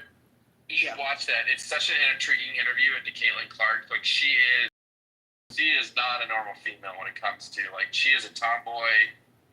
She's a female, but she is a tomboy. She is Well, you know what she is? I mean, she's an Iowa girl. Or a sports girl. She is. Oh yeah, there you go. You're not going to see her rolling into the games dressed like a hooker. She's just she's classy, but she's just a Midwestern girl. She's like all the girls. She's like my daughter. My daughter is a real my sports youngest person. She knows more about football than I do. Guaranteed. I listened to her with Travis and Travis or whatever his name is, and he, I was like, oh, gee Louise, man, like, she knows what she's talking about. And then have you seen her throw a football? She can throw a football better than me. So she is like the real deal. She can throw a football better than Captain. She's That's not saying much, though. Captain, you gonna take that? Well, yeah, no, I mean, she's, Yeah, it doesn't mean anything. Love you, Captain, but anyway. He's probably driving somebody around right now. No, he I'm isn't. home. I didn't realize it was muted. That's not saying much. The only sport I like is fishing. Okay, there you go. That's not a sport. That's an activity. No, it's a sport. No, it has to involve a ball. Be a sport. Like No, it shooting don't. a ball that you Fishing throw- is a sport. No, it's not. Yes, it is. Different. Not a sport. Fishing Fishing is is not not a a sport. No. Two boats. Hold on, can you hear me now? Yeah. Yes, we can hear you now. Fishing is a competition. Baseball is a game, not a sport. Baseball is a sport. It has a ball. A long ball. Baseball is a game. Why don't you ask ChatGPT? Fishing is considered a sport, especially when done competitively with skill and strategy Baseball is involved. definitely a sport. I understand. So I define a sport differently. I understand that it's not the widespread definition, but a sport has two teams or two opponents I going need a against moderator. each I need a in moderator real to do that. Wow. This is not Hold on, no, that is Zach is all wrong. Well, Yeah. I'm That just is saying. all Exactly. wrong because football is definitely a sport, Yes, football and, is a sport. football and that is not two people. No, Two teams. That is Yeah, a two people's teams. sport. What the Football fuck are you sport. talking? Who's saying shit Zach, about So is football? baseball. No, Zach, baseball. Okay, well then, Zach, I have a then question if for it has Zach. to have Hold on, multiple people, then golf is not a sport. Golf is a game. Golf is a game. So I want to have a question for Zach. It's a sport. That's relevant. Zach, is your brother named Doc or a nickname No. Doc? My nickname is Doc. Yeah. It is. Why? And you're related. Are you related to a guy in the app that goes by Doc? No. Are you sure? That's actually why I stopped using the nickname. Can I read the definition of a sport for all of you who seem to be confused? Yes. A Yes, go for it, sport please. is a physical activity that involves skill, rules, competition, performed either individually or in teams with the goal of achieving a result, such as a win, a score, or a measure of performance. Key elements of a sport: physical activity, rules and structure, competition, skill or technique, either one. Yeah. Thank you. I disagree. Examples of sport: soccer, tennis, swimming, clearly all fit this definition. Golf and fishing also fit when conducted in competitive settings, making them sports. Right. So If you want, you can also compare sports versus hobby versus games. Would you like me to do that? No, you're good. You win. You can do what you want. I'm saying that I disagree with those definitions.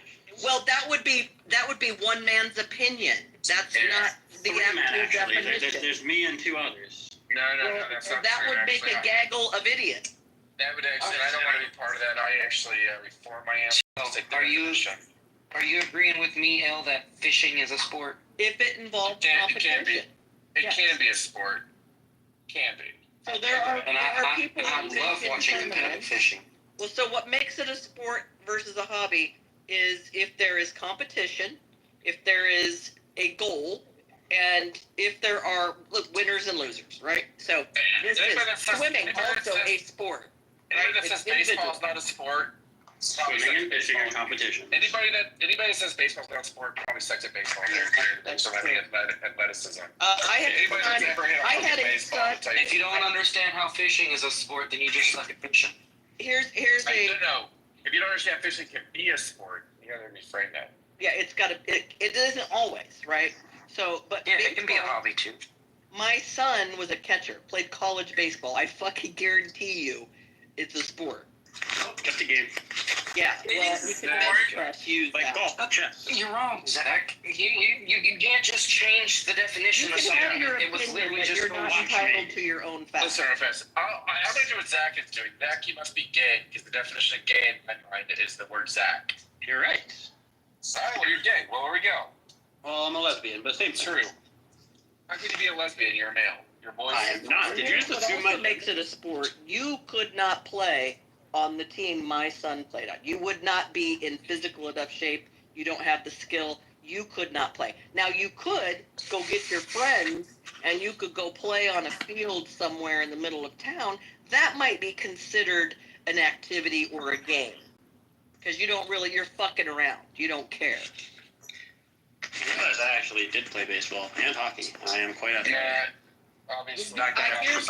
You didn't play college baseball or you wouldn't even be saying. No, I don't play games like that. I play sports. You don't Shut play the fuck sports. up. You're just being a stupid troll. Yeah. You're trolling differently. Okay. I'm gonna go with Doc at this point. Zach's new name is Doc. Oh, he left. Alright, take it. Yeah. Did somebody kick him? No, I wouldn't kick him over that, but that was a retarded hot take. Yeah, that's a weird take. No, you called him out for trolling, so he left. Is he also claiming to be a lesbian? Yeah, he claimed to be a lesbian. He's being So annoying right now. he claims to be a lesbian. This is the one we're looking at right now. Right. Oh, by the way, somehow I'm a monster because I don't believe that. I think I can determine male and female based mostly, like 99% of the time, based on your voice.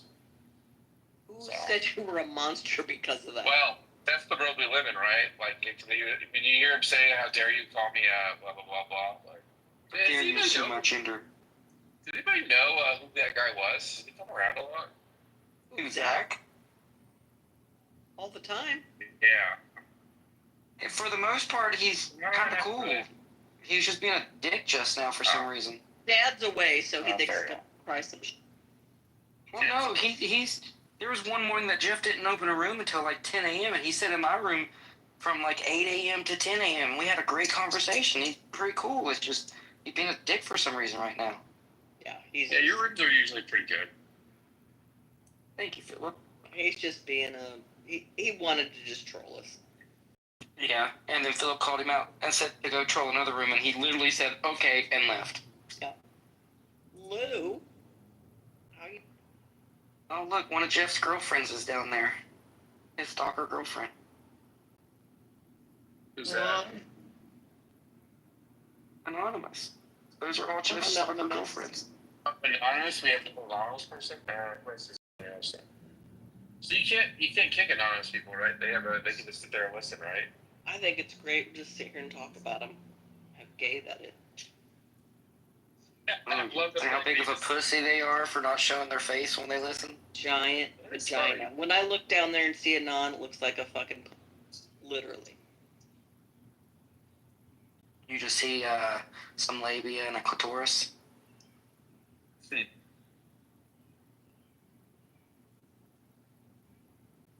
It doesn't really bother me, but I do find it kind of weird that people would spend their life on an internet wanting to be anonymous.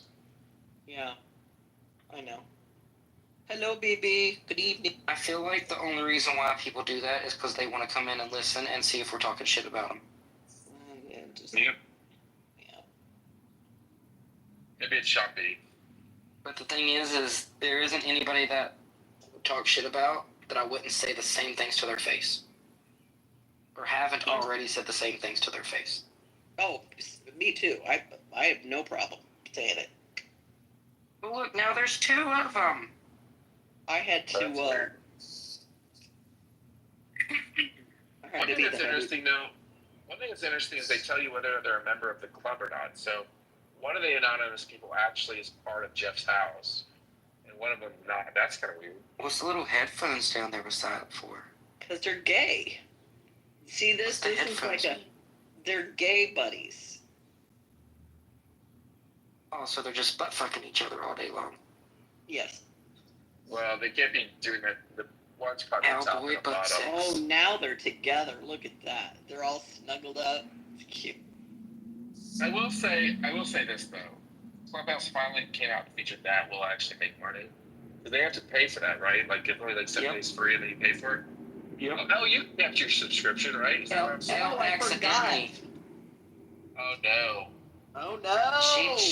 When she did her 7-day trial, she did a 7-day trial with a year renewal. Yeah. And I did the 7-day trial with a month renewal just in case I forgot, but I didn't forget. Yeah. Well, Oh well. yeah, somebody's got to pay for the staff.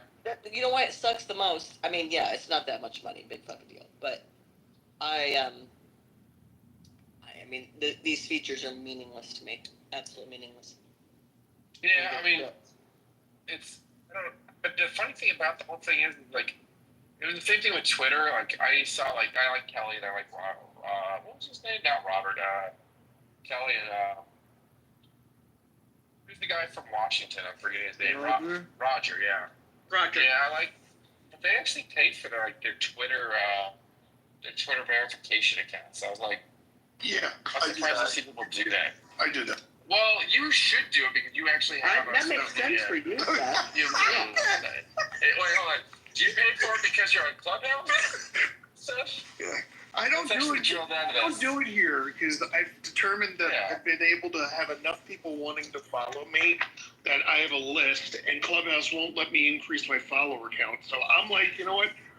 I don't need I don't need to find out who the fuck is looking at me at this point. You know. Yeah. Last thing I want to know. I got enough to do. You're probably the only person right now in this app that I can't hear you. I'm sorry. Followers. I know. Yeah. Anyways, it's pretty interesting how I'd be interested in what Clubhouse does next because this is the first time they've done anything where they actually can make a dime off of anybody that uses this app.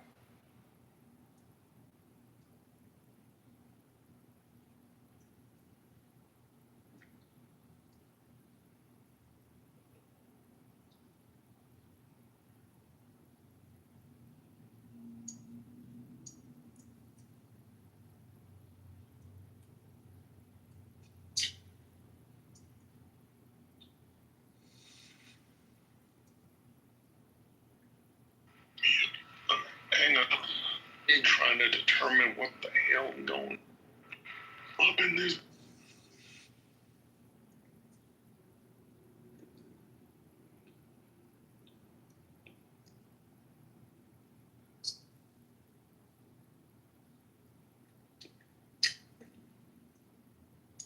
I'm gonna make hamburgers when I get home.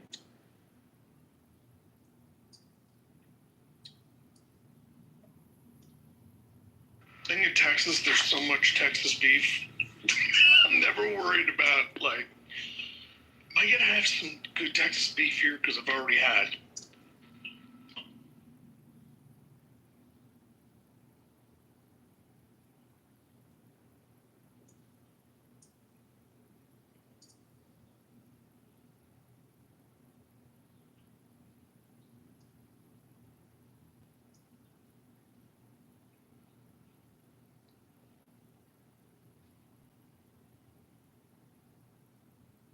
Texas beef. It's, oh my god, so good.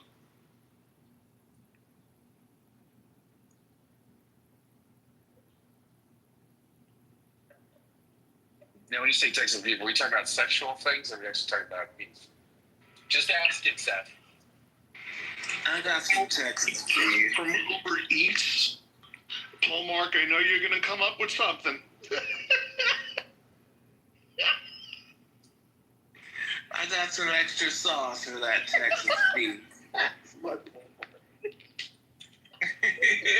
did you say, Paul Mark? Not one of those in the midst of your Well, you know, I actually am in Texas, so. And we are known for our barbecue. Our brisket is actually really good. Central Texas is known for the barbecue. For brisket, you got to be careful. You have a region there. Not all of Texas is known for its barbecue. Well, guess where I am? Dingo. Central Texas. Yeah. It drips. And it is true. No other around here.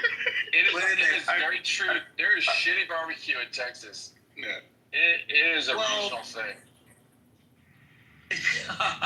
Well, it depends because there's different types. Like, Memphis has their style. St. Louis is their Memphis style. Memphis doesn't really have brisket. They'll do it. Memphis is known for spicy barbecue sauce. KC barbecue is all about barbecue sauce. But Memphis ribs. Burnt ends. Memphis ribs are really good. I'm sorry, they're all about pork ribs. Yeah. Yeah, Big fat pork ribs. So in South Carolina and North Carolina, South Carolina is known for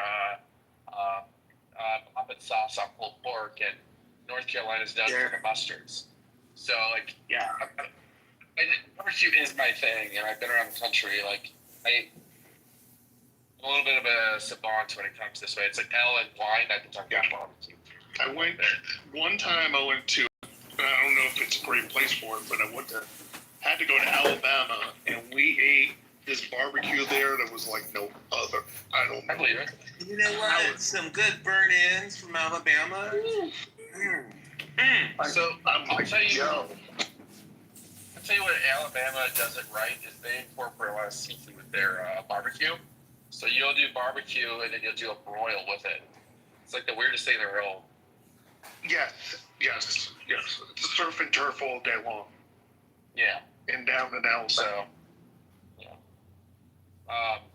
but I still think I'm still a South Carolina person when it comes to barbecue. I still think in the country, the best barbecue really is like vinaigrette barbecue, where you have like the taste of like sweet and sour. And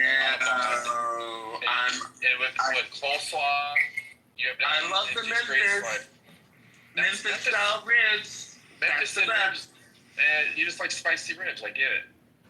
No, it's not spicy. It's the juiciness of the meat that fall off the bone. I just love that. That's everywhere though. That's awesome. No, it's not. It's really not. KC is more about fall off the bone. Big back ribs that have sauce that you push the bone through. No, Memphis is better than Kansas City. Yeah. Okay, name a barbecue joint in Memphis. Actually, I've never been disappointed in Memphis. But but you haven't had good barbecue then, because once you have good barbecue, you'll be disappointed about 90% of barbecue. No, not at all.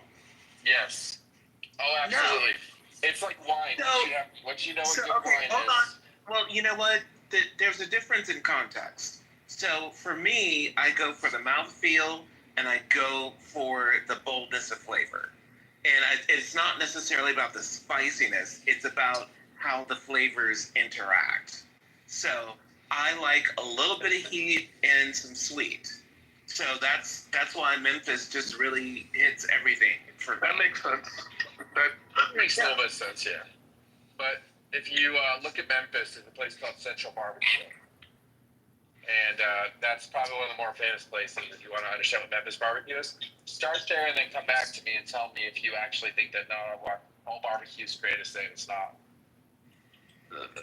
Go to I can agree with that. Not all barbecue is created the same, and I love each of them equally. Central Barbecue is probably like top 3 in Memphis. Like guaranteed top 3. Go there. And there's another one called like something Charlie. Rendezvous or something. I have to look it up, but go there if you can do it. But those 2 places is those are the 2 like guaranteed on top 5 list in Memphis. But see now, for me it's also how they trim it because I don't like fatty meat. So go to these places.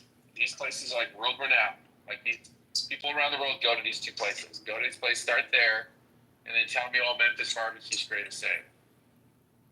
This is like the difference between if you've had a steak, steak is great, but then you've had Kobe steak, and then it changes your life.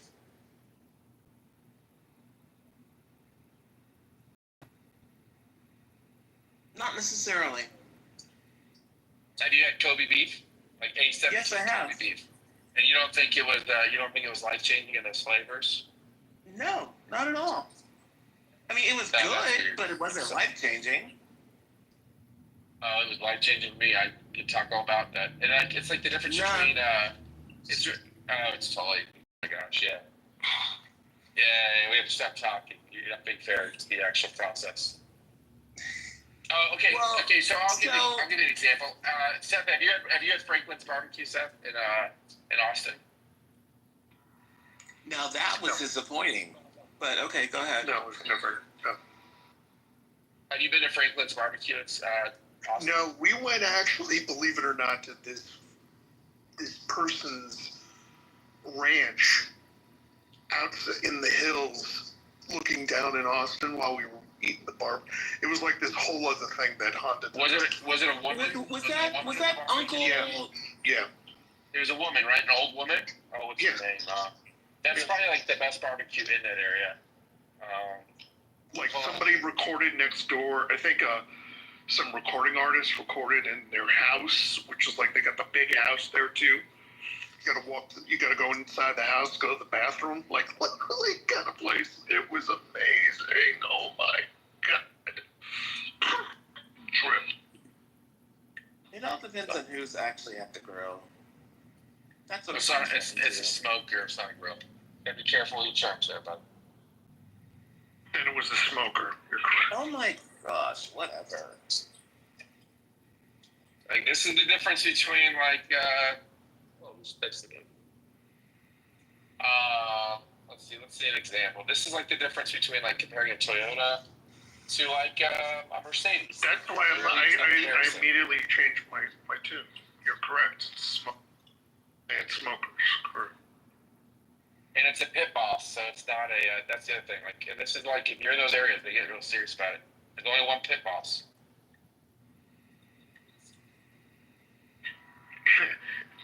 Talk about how good it was. We just walked in, they served. Like, the cooking was done beforehand. Well, yeah, if you go to a barbecue joint and you're not eating it at lunchtime, it's probably not good barbecue. Barbecue is made to order. Like, you should be eating it as it comes off the smoker. Not like an hour or 3 hours later. But yeah, I'm just one guy's opinion, so it's fair. You don't have to take anything I say as anything legit. But there is something to be said. Are you? Me? Yeah, no, not Seth. Sorry, the other guy. Paul Mark. No, he's in Texas. I thought Paul Mark said. Yeah, I told you I'm in Texas. That's what I thought. What part of Texas are you in? If I ask? Well, I'm in Arlington, but I used to live in Austin. Oh yeah, well, Austin. I don't think Franklin was disappointing. I think it was rather dry to me, so I was not impressed by it. Oh, it's very surprising. When I went, it was anything but that, and I think he uses tallow when he wraps. I think that's his trick. Okay. But yeah, I mean, you can actually get a good barbecue joint that has a bad day. It's very interesting. Let's see. There's a place that everybody likes in Texas that isn't real barbecue. It's called there's like two of them. It's called they actually freeze the bread and then reheat it. I'm trying to think what their names are.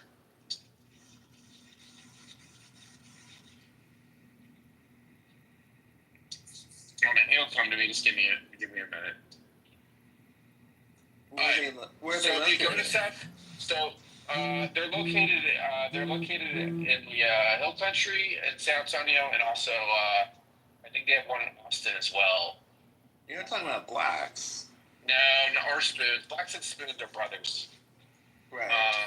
And they have a family history, right? And that's not that. I'm talking about a different place. Yeah, just give me a couple minutes or I'll come to my brain. But okay, Captain, did you ever go to South Carolina? Yeah. So you need to go to Rodney Scott's barbecue. Like next time you go through Charleston, it's next to Charleston. I can't remember where the town's at, or maybe in downtown Charleston. When you go to Charleston the next time, that has to be a to-go place to go to. Like you need to go hungry and at lunchtime and go to Rodney Scott's. Rodney Scott's. Heard. I'll probably forget. Because I don't know it the next time I'm going down there. Well, if you just think Charleston and what's the best thing to eat there, literally Rodney Scott's doing it on the road. Like his whole big barbecue. He does nothing but whole pigs. It's his thing. So I love whole pigs. Yeah, he smokes a whole pig. Look him up on YouTube. It's crazy. My uncle did that when I was a kid, and I fell in love with it. Actually, me and my mom both got a big plate full. My mom took a bite, and my uncle said, "Yeah, he was just tossing and rolling around in the bed of my truck." And my mom spit it out. I was like, "What are you doing?" She said, "Well, that grossed me out." I was like, "It's so yummy, though." Well, I mean, like, head cheese is a thing that you can really learn to love, but it grosses a lot of people out. Actually, you know what? I bet Al would eat head cheese with me. I'll try anything once, food-wise. You know, it's funny. I'd probably try Rocky Mountain oyster if I didn't know it was Rocky Mountain oyster. But because if I don't tell me give a what it is, fuck, I would still try it. You can tell me what it is, and I will still try it at least once. And if I don't like it, I don't like it. If I do, I do. I don't give a fuck. That one kind of bothers me. I don't know what it is. Something about eating a cow's testicle is not going to happen if I know it. Like, I know It's actually that a most bull of the casing... I know. Okay, fair enough. I know that most of the casing on sausage is intestines, and I love the fuck out of that shit. Wait, what did you say? You said it's mostly intestines? Yeah. Which brand of sausage? Did you not know that sausage casing is typically intestines? No. You didn't know that? All sausage casings is intestines, but you don't eat inside the intestines. You clean it out. Yeah, but it's still like where poop goes through. Oh, okay. I thought you said you're eating the intestines, like the actual intestines, not the like they clean it out.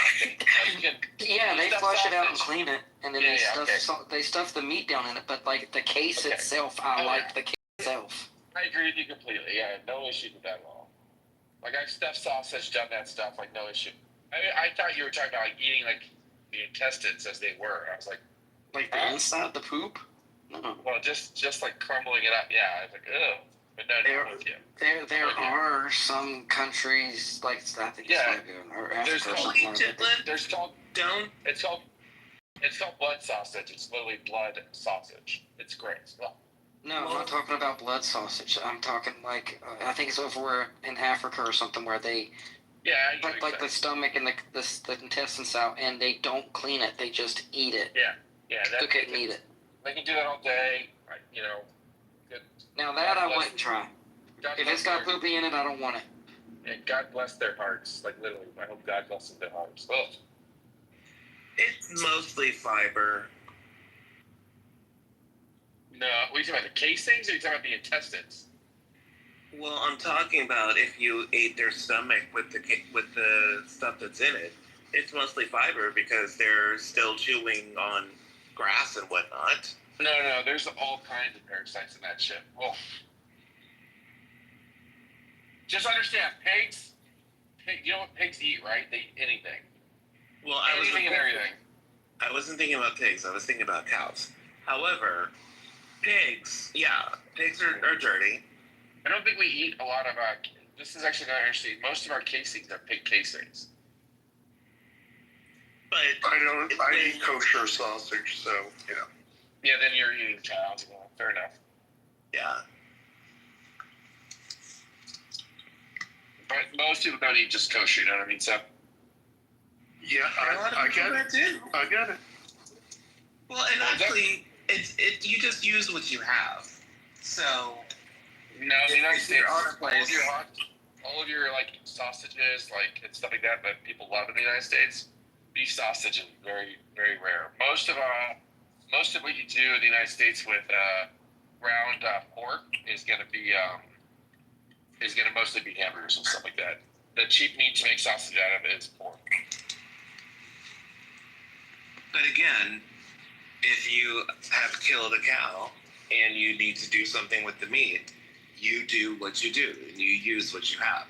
That's just how it rolls. Just like if you were to kill a deer, you do what you do with the meat and you use it up. However, yeah, that's not how most of our food processing works in the United States. That's all I'm saying. Well, I'm talking about people that are ethical with their stuff, not production. Nobody's really ethical. Mass production is ethical. Like, it is I not. think yes, it is. It's not. Yes, it is. It's Why is it really not not. ethical? Why is it not ethical? Think of how these animals are treated. It's not ethical. It's really not. They're treated just fine. Like, I see it all the time when I go to Iowa and so on and so forth. Like, what do you mean treated? The overcrowding, there's a lot that goes on on these farms. No, it's not. Like, this is the issue with misinformation. Go to a farm in Iowa and most states. Like, you're not gonna. The things that get published in the horror stories are few and seldom behind. This is like saying we shouldn't drink milk because, you know, to have milk, it means that we're killing baby male cows, which is not the case at all. Well, I never said anything about that. Well, this is where the same information comes from. Like, not necessarily. You're making a whole lot of assumptions here. No, because my wife's family comes from these places. Like, I've been on these farms. I've been on pig farms in Iowa, or pig lots, and so on and so forth. Like, you that made this. Have you been on one of these places? Have you actually spent time in them? I have visited a couple, but like that's not my life. But my stepfather was a farmer, and so I know about, you know, killing an animal and using what you have, which was what my original statement was about. You made it something else. Mass production in the United States is the only way we ever actually be able to feed our populations. And again, that's not what I was talking about. Playing is mostly good. Wait, hold on. I got another step. Hold on. Oh, gotta go. Somebody's calling. Hey, it was a good conversation.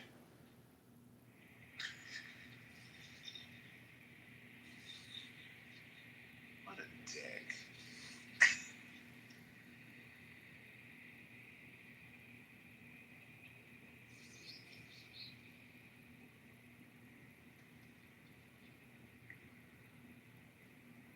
Captain, see a friend of yours. Is who a friend of mine? Philip? Is he always like that? Pretty much. And he's a regular in the room. Yeah, I know, but this is like the second time he's done something like that. It just, I'm just gonna zone out and go to another app. Okay. Like, literally, I've been scrolling, like, Facebook and... Yeah. Got it. He stops eventually.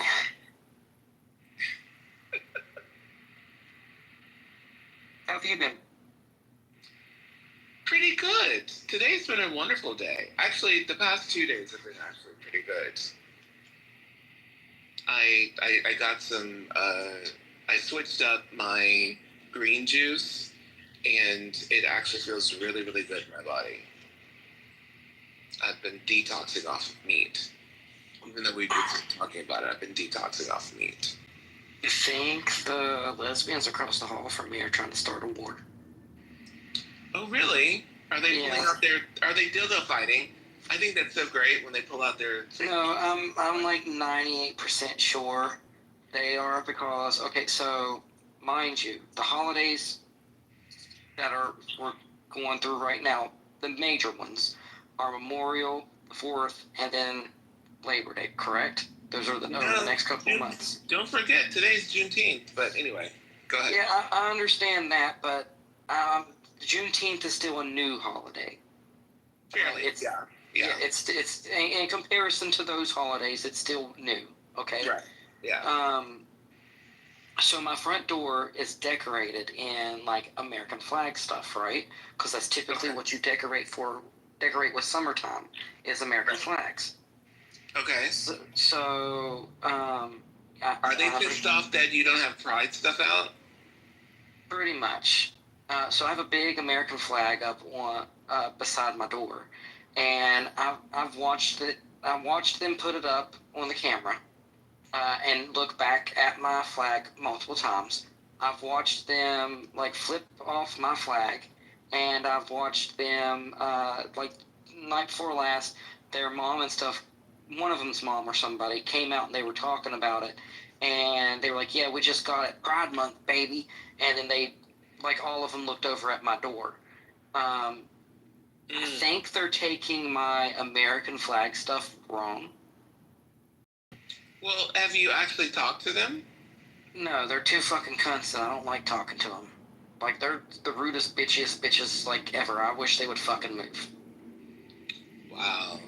Yeah, and we've, like, multiple people in our building has had to call the cops on them multiple times, because you can hear the manlier one, you can hear her over there beating up, like, literally beating up, throwing things, cussing, "You're nothing but a fucking piece of shit, you lazy bitch," like, flipping out on the other one. Yeah, it's a very, I don't want to talk to them, because it's already a very toxic situation, and I don't want to be roped in.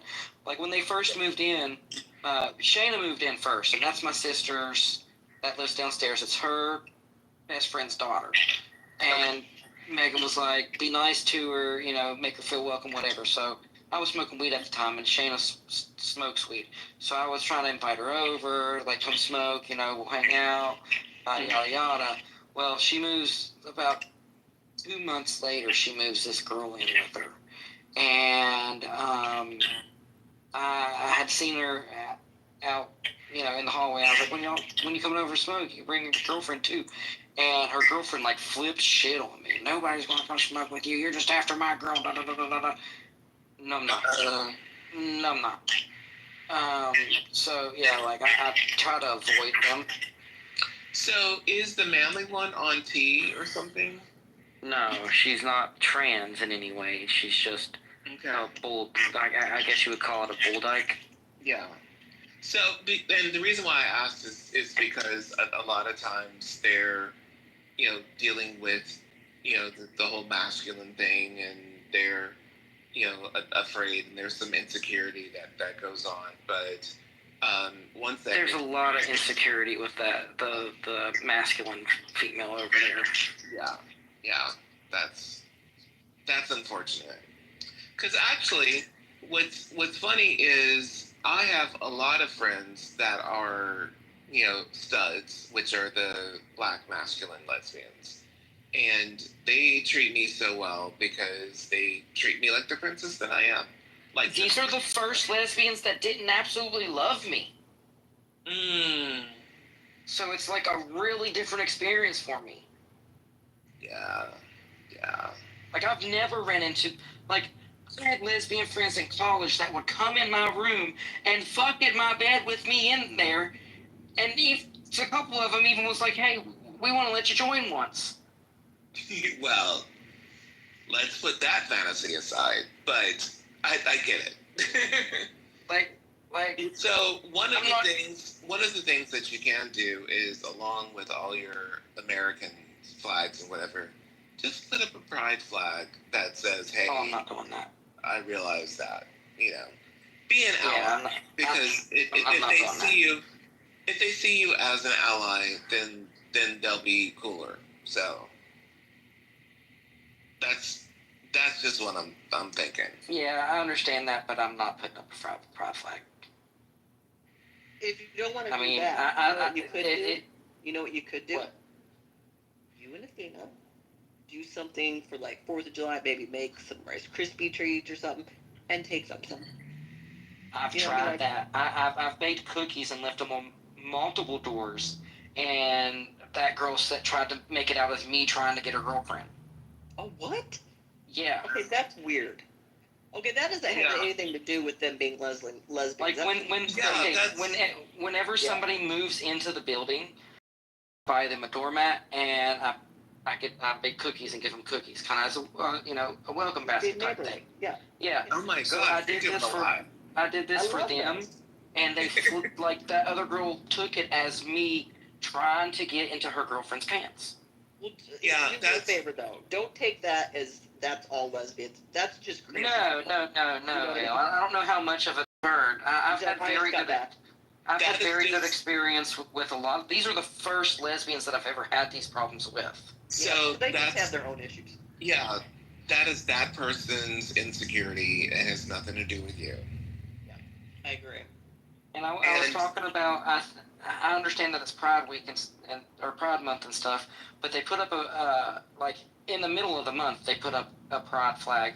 And from the videos from my doorbell ring, it's them retaliating against my American flag. Like I'm doing something wrong by having an American flag up during Pride Month. Well, right now, a lot. But I put it up in fucking May. Right, I know. But again, it's not you personally. They have issues. Yeah. Don't take it personal. It sounds to me like, Captain, they'd have issues with any neighbor. They'd find a reason. Like, you know, they we have all have issues those with a neighbors. lot of the neighbors. Yeah, that's what I mean. So they're just like, it's a them problem. Yeah. And I just keep telling all the other neighbors, just keep reporting things that happen to the landlord. Eventually they'll get kicked out. No. I mean, if you tried the nice route, just mostly I would say try your best to ignore them. Yeah. That's what I do. And I just think they're being petty at this point. Don't let them overhear you saying that, because then that becomes homophobic. What becomes what? Well, then what they exactly? could say he doesn't like me because we're lesbian. Yeah. Or they're trying to, because then it becomes like a legal thing too. Like exactly, it becomes discrimination. So don't do it. What are you talking about exactly? Like, well, you can't. So, like, a landlord cannot just if they sense, or like, let's say they overhear you, like they're lesbians and they could go to the landlord. Oh no, I don't say stuff like that. You know, it's them screaming and fighting, them throwing things, them banging on the walls. That's what I keep telling the other neighbors to report. The fact that they're being disruptive and fighting over there. Right, which you would call on any neighbor doing that. Exactly. Right.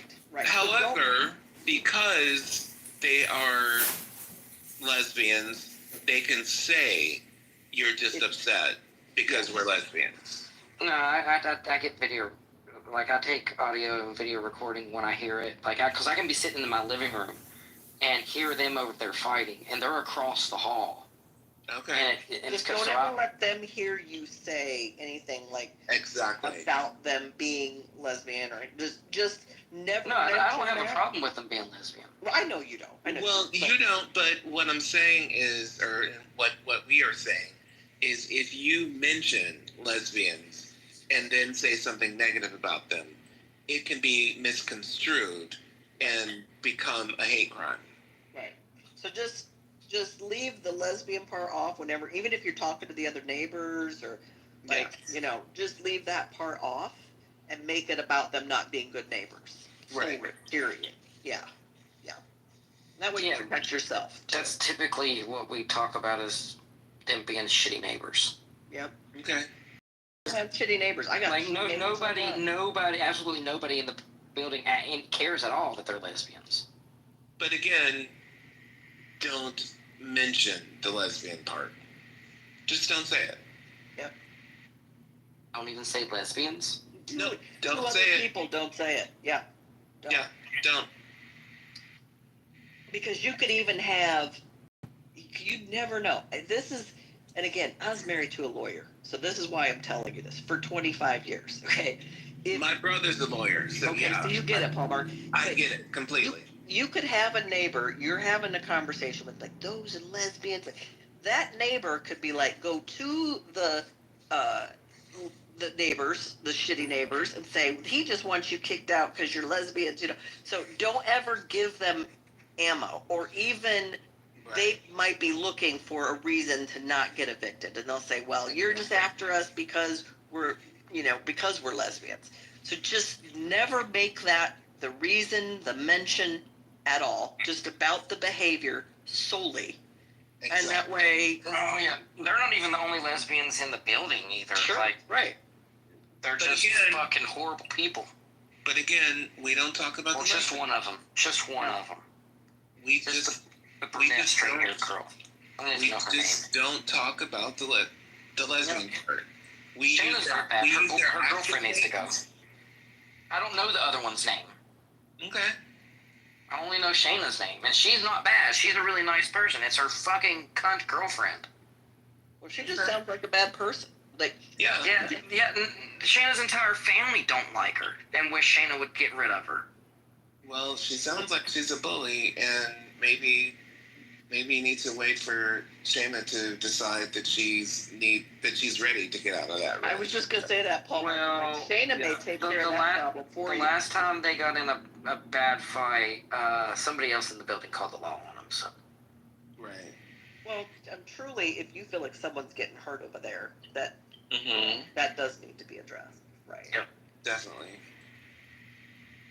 Because it's not safe. Exactly.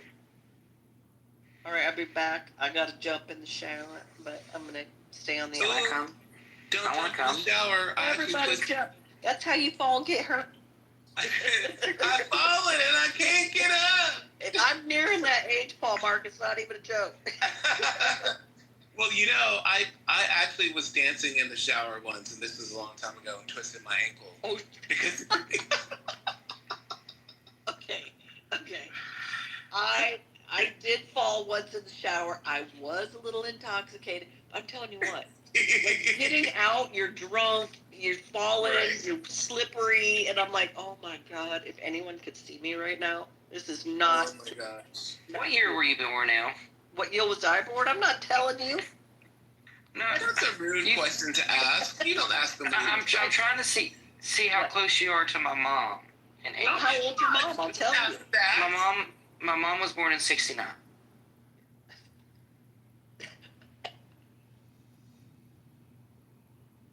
Okay.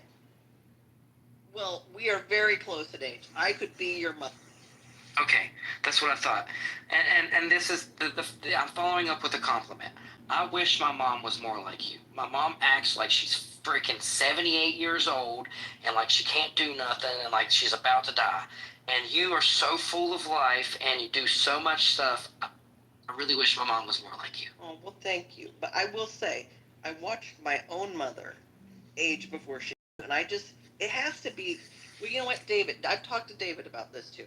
It's a conscious decision. It really is. A daily decision. Yes, it is. In your habits, it is a daily decision. And I mean, maybe, I don't know about Al, but I mean, am I echoing first of all? No, you're good. No. Your stuff is really good, David. Thank you. I mean, there's no one else that's going to take care of me, first of all. Right. And secondly, you realize I didn't slow down until 2 years ago when I turned 70. And What? You're 70? 72. I'll be 73 in 2 weeks. Oh shit! You're older than I thought you were.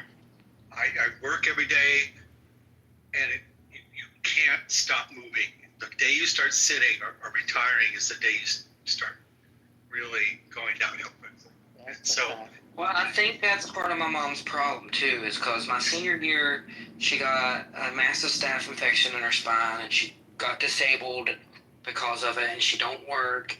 And I try to tell her all the time, you need a job. You need to get out of the house, quit sitting around all the time, and not doing anything. yeah, I mean, I'm sorry, and I hope that wasn't meningitis, but I'm sure she had to take. No, it was staph.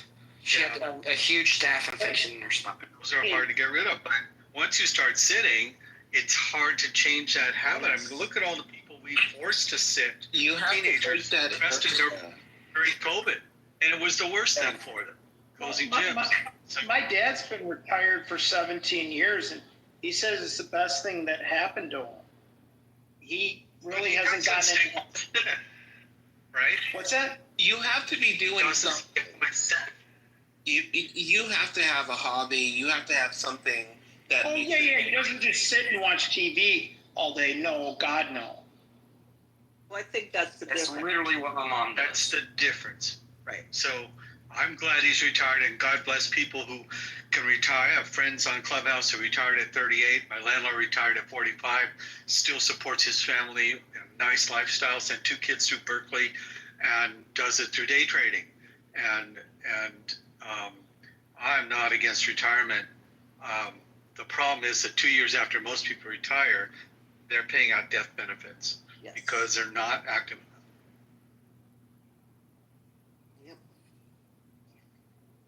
But I never went to the gym until I was like 27.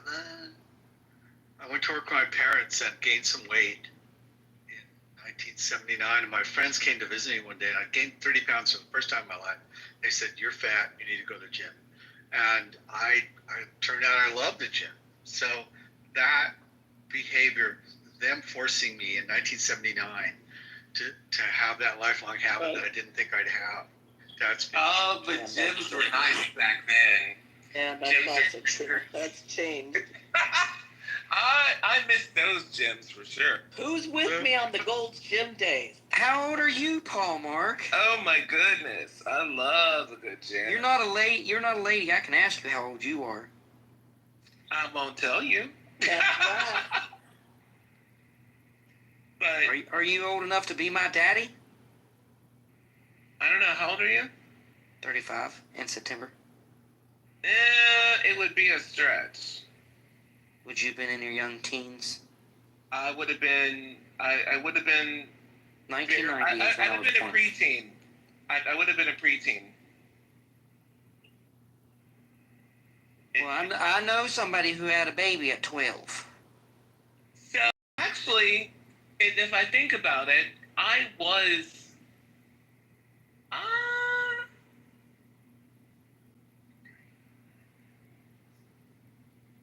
Yeah, I was already active. Not as active as I became in my 20s, but I was already a little active. Yes, Elle, you heard that correctly. I know somebody who had a baby at 12. I know somebody That hurts my heart, actually. You know Well, what's crazy about it is it's one of my mom's best friends started that I grew up with, and her mom, up until she hit menopause, was very religious. And like she wasn't like the smothering weird kind of religious, but like Mandy grew up in church and she was a pretty religious person herself. But yeah, her and her boyfriend were both 12 or 11 actually, and then shortly after she turned 12, she had a baby. That's even dangerous. We had kids. There were 3 girls I remember in junior high, so 7th grade, who got pregnant and who had kids. One had a kid over the summer and then came back late in the year, and 2 of them got pregnant during the year. But yeah, kids were having sex at like. Yeah, my 8th grade year, a girl that I was really good friends with had a baby. Yeah. Started at like 10, 11, 12. No, there was a girl in high school. She was like 15 or 16 and had a kid. And one of the kids I grew up with, who lived like 2 streets down, ended up marrying her. And now he has like 3 kids with her. And I don't know. Hey man, it ended up working out for him. Yeah, Mandy is a nurse, and she's had 2 more kids, and she's really successful. So, well, and these things happen, and it's like you don't know what you're doing, and I think sexual education is important, and a lot of parents were just assuming, and that was a time where it was like, well, just say no, but people were saying yes, and there weren't conversations around condoms and all that stuff. And so there were a lot that would get pregnant or, and some decided to keep them, but all of them didn't decide to keep them either. So that was a huge thing that was going on. My mentor in the grocery business, who was like a father to me. I had a great father, but he was like a second father. And he met his future wife when she was 11 in Colorado, Pueblo, Colorado, and he was 13. They married when she was 15 and he was 17, but they didn't have a child till a year later. But I mean, they didn't know it then. They were actually soulmates, and it turned out better than anyone ever thought, because once they got older and more mature, they realized that they really were the best match for each other, but it was just happenstance that they got together. Yeah, that whole soulmates thing, I don't believe in that. And my friend Chuck, he would go on dates First of all, he loved her dad because he was a diesel mechanic, and they would spend 10 hours working in the garage, and he would like ignore Emily all day long.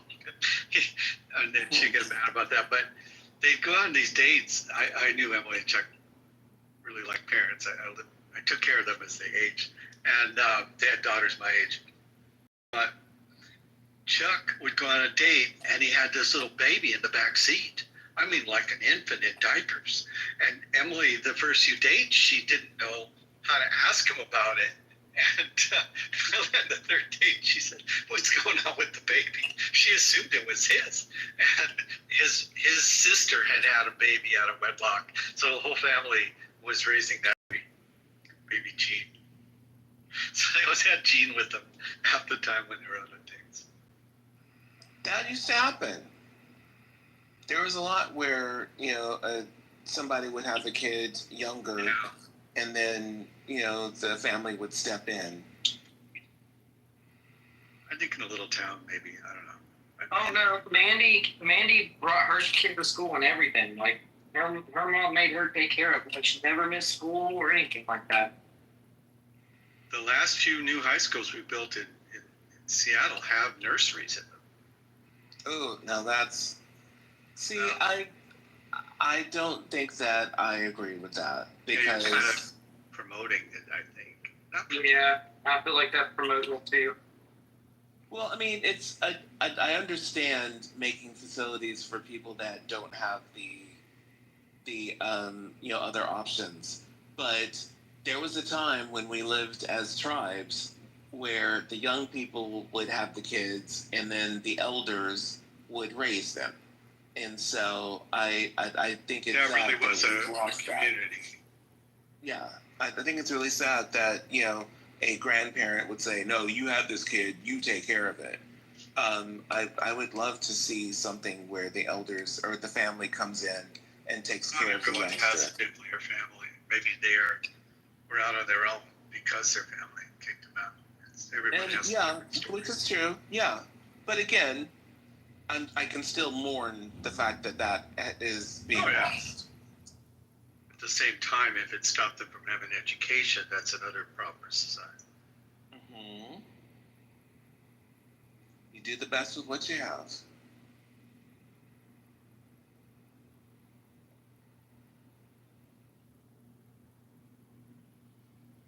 All right, I'm not even threatening anymore. I'm really getting in the shower this time. All right, I'll be... I beat you there.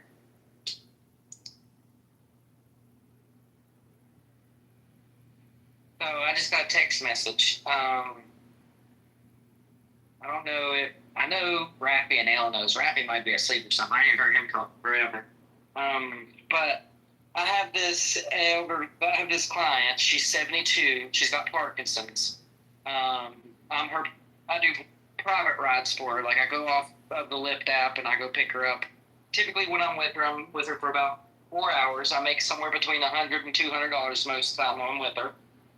And she called me the day before yesterday asking if I could take her to get a haircut and go to Walmart to get a few things. A while back, she had asked me to help her find a beautician. She wanted to go to one of the schools for like a beautician and stuff and get a haircut. And I was like, well, let me call over here first. There's a place that I get my daughter's haircut at. My mom gets her nails done there. My mom got her first perm there and all this. So I took Debbie over there, and then we went to Walmart afterwards. And I just want to share this text message with y'all. She said, I really enjoyed the beauty shop today. It would make a great TV show. I also had forgotten about small town beauty shops, how lively they are, but I want to thank you so very much for an exciting day. Debbie don't get out very often, and it's fun for me to help her and get her out because I'm her socialization and all that stuff, and it makes me feel good. To get a message like that makes me feel really good. She was bragging about me to the beautician too, which I know Jane. I know her pretty well. I went to school with like for kids. But yeah, it was really nice. I'm glad I got to do that. I'm glad I get to be the one to help her. And Debbie did really good today too. Usually she can only get up and down out of the seating position like 2 or 3 times a day, and we were up and down a lot today. Let's see. She got up from the house. She got up from my car. She was sitting down in the beauty shop and got up. She did it again. She got up from my car again. She did it about 7 times today. I'm really proud of her.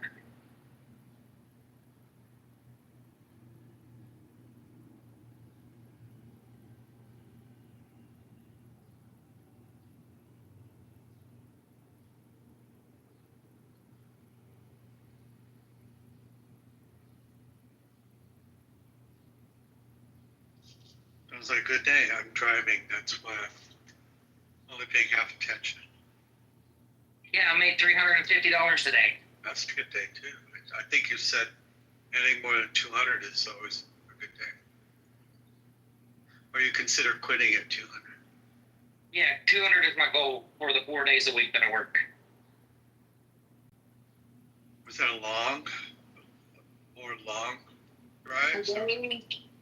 Today I did normal lift from about 7 o'clock to 1:45-ish. No, 1:55. And then I went to pick Debbie up, and I was with Debbie from about 2:15 to about 6:15. So Debbie had me for 4 hours today.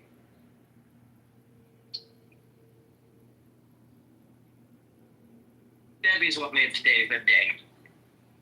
I've talked about her before. Yeah, I don't know if you heard, but I took her to the beauty shop today to get her hair done instead of going to like the beauty school. And she really enjoyed it and thanked me for it.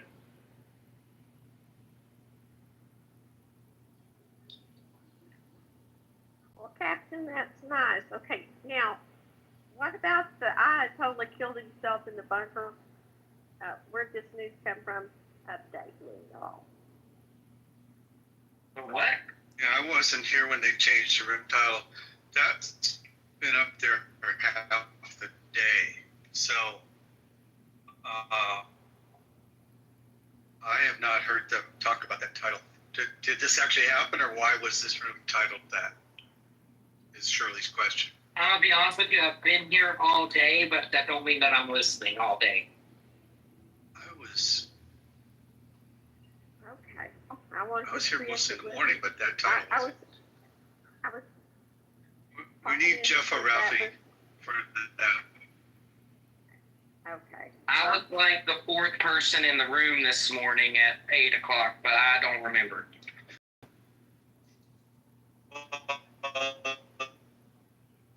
You're in the Matrix, Bill.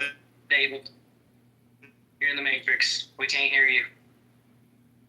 You sound like I'll post it later.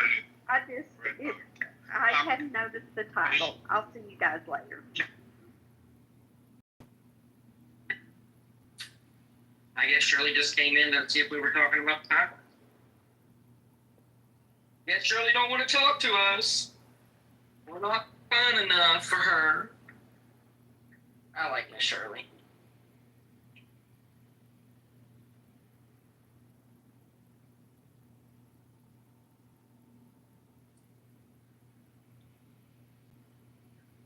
Ah, so fresh and so clean.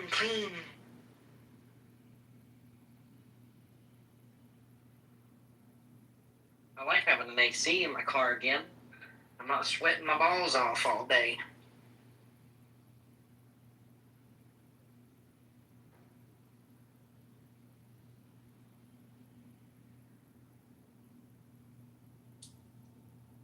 Well, hold on, I gotta respond to a client. I'll be right. Okay.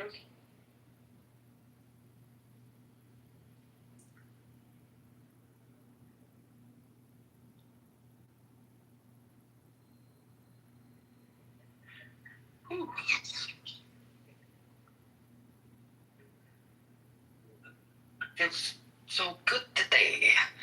Feel real good today.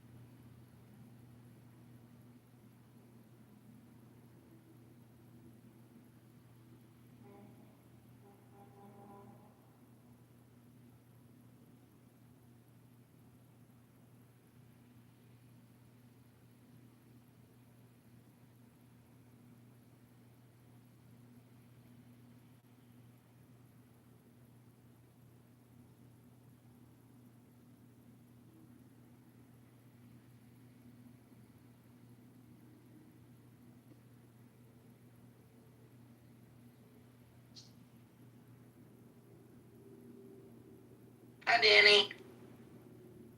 Hey, there was no sound before. Yeah, I was muted. I'm gonna shower, so I'm doing my Mustang.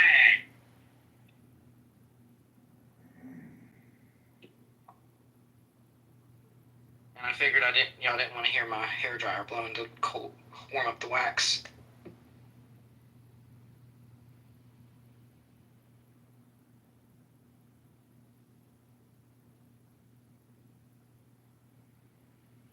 What's up, Billy Sunshine?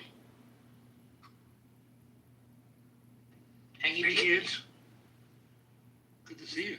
Hey, Hey, Kat, what's Papa. up? Is it true? This is not true, right? What? The title of the room. I do not know. Shirley just came in here and asked the same thing. Yeah. Yeah, I wish I could answer y'all's question. Well, we all can't know everything. I mean, if I would have been paying attention today, because I've been here all day, I would know. But I had Debbie. Who put that title up? Do we know? I do not know. Probably Jeff. I'd assume it was Jeff. Yes. Well, my work week is over. You did your radio show? I did my radio show, yeah. You liked how I remembered that, didn't you? Instead of being like, wait, you don't work. That's right. Well, you can't hardly call what I do work. It's only 2 hours a week. And it's sitting on my ass just talking. So how much different is that from any other day? Right? It doesn't resemble work at all, Kat.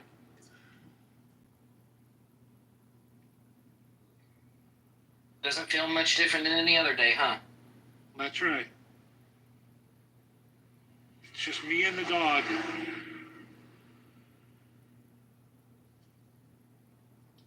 Yeah, well, it's just me and my kids' cats right now. How many you got?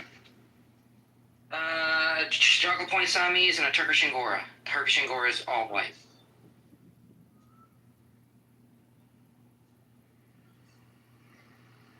Super equal to the bats.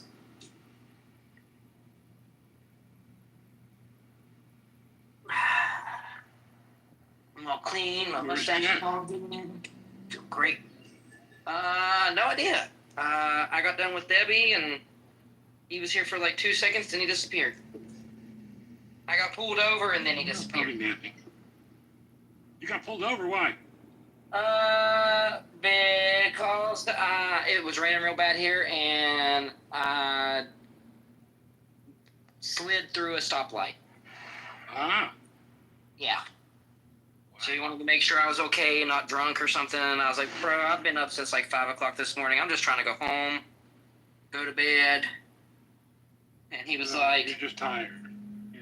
Yeah. And he was like, I get it. Be careful. No warning, no ticket, get home, go to... Yeah, that's exactly what he said. Yeah, that's right. And that's exactly what I did. I came home. I wasn't lying. I did want to go home. You're not an asshole. They don't always want to give you a hard time. No, I had my license and registration ready. He asked for my insurance. I showed it to him with my phone. He looked at it, went back to the thing, made a couple... I saw him talking on his radio, and then he just left. He gave me my shit back and left. They get home and get some rest. I told him, I was like, I tried to stop, but I slid.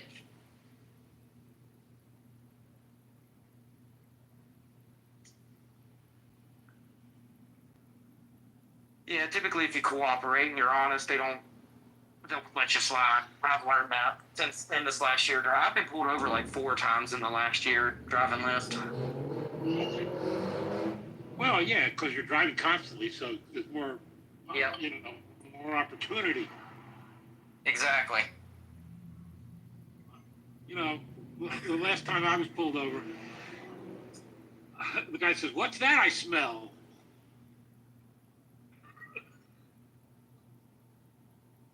What'd you say to him? I don't know marijuana. So if I get pulled over, it could be a problem. But the guy, I didn't say anything to him before I could think of what to say. He said, "Were you smoking a cigar?" And I went, "Yes, sir." didn't want to bring me in because I was just a nice old man who didn't do a good enough stop at a stop sign. You know. Yeah. So, yeah.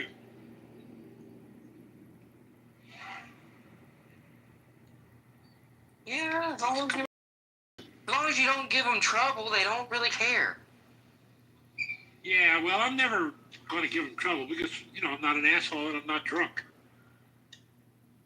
I'm stoned. That doesn't make me an asshole. Yeah, it doesn't make you a bad driver either. You know, I'm only a little bit of an asshole at this point in my life. Hardly an asshole at all. Perhaps a jerk sometimes.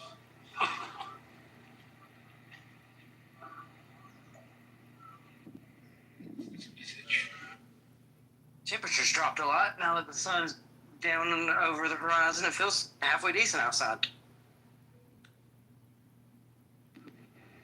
Just went to check the mail.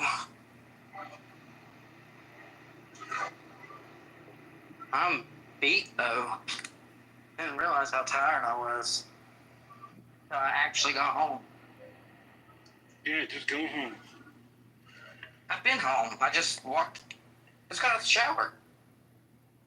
Walked downstairs, checked the mail.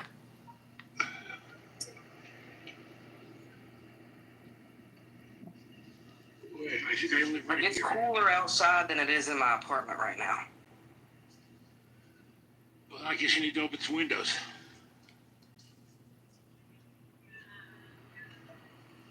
I'm gonna turn my dehumidifier on and my AC in my room. Dehumidifier. All right, I'm home. Welcome home, Billy.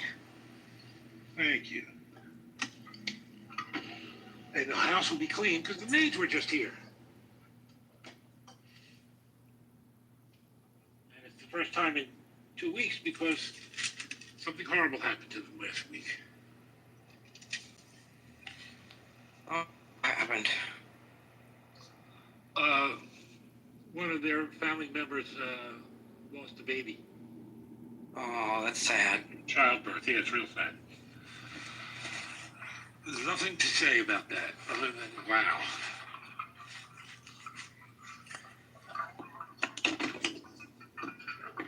Okay.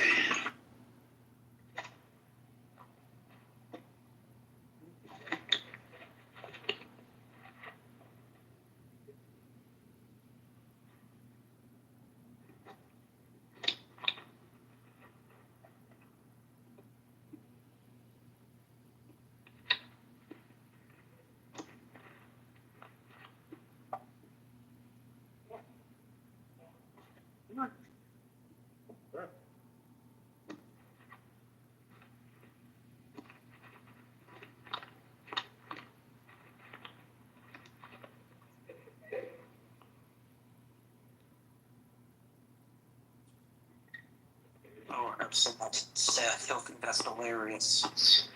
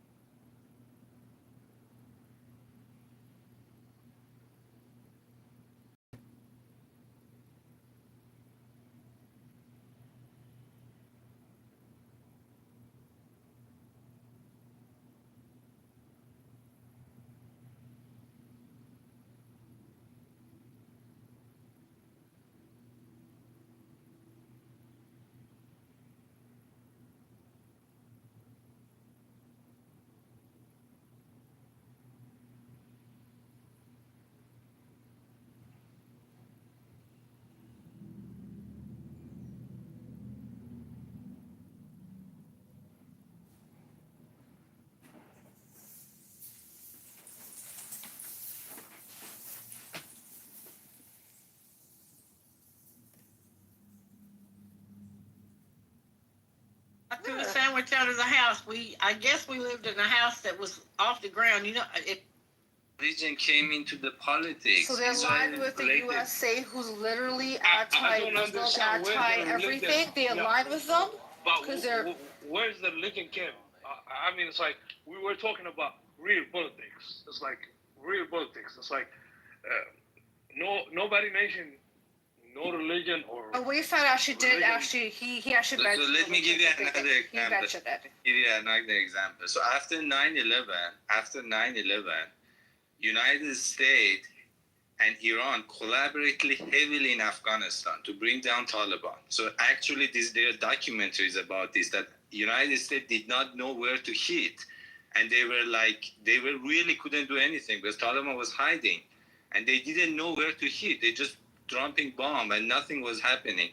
And the Iranian, this IRGC Can you send gave an article on this? I've never heard this before. Anybody else heard this angle? Like I would say, I will find after this. Yes, Ace, I heard about it, sister. I think I saw it on a Twitter thread last year. They literally get the map.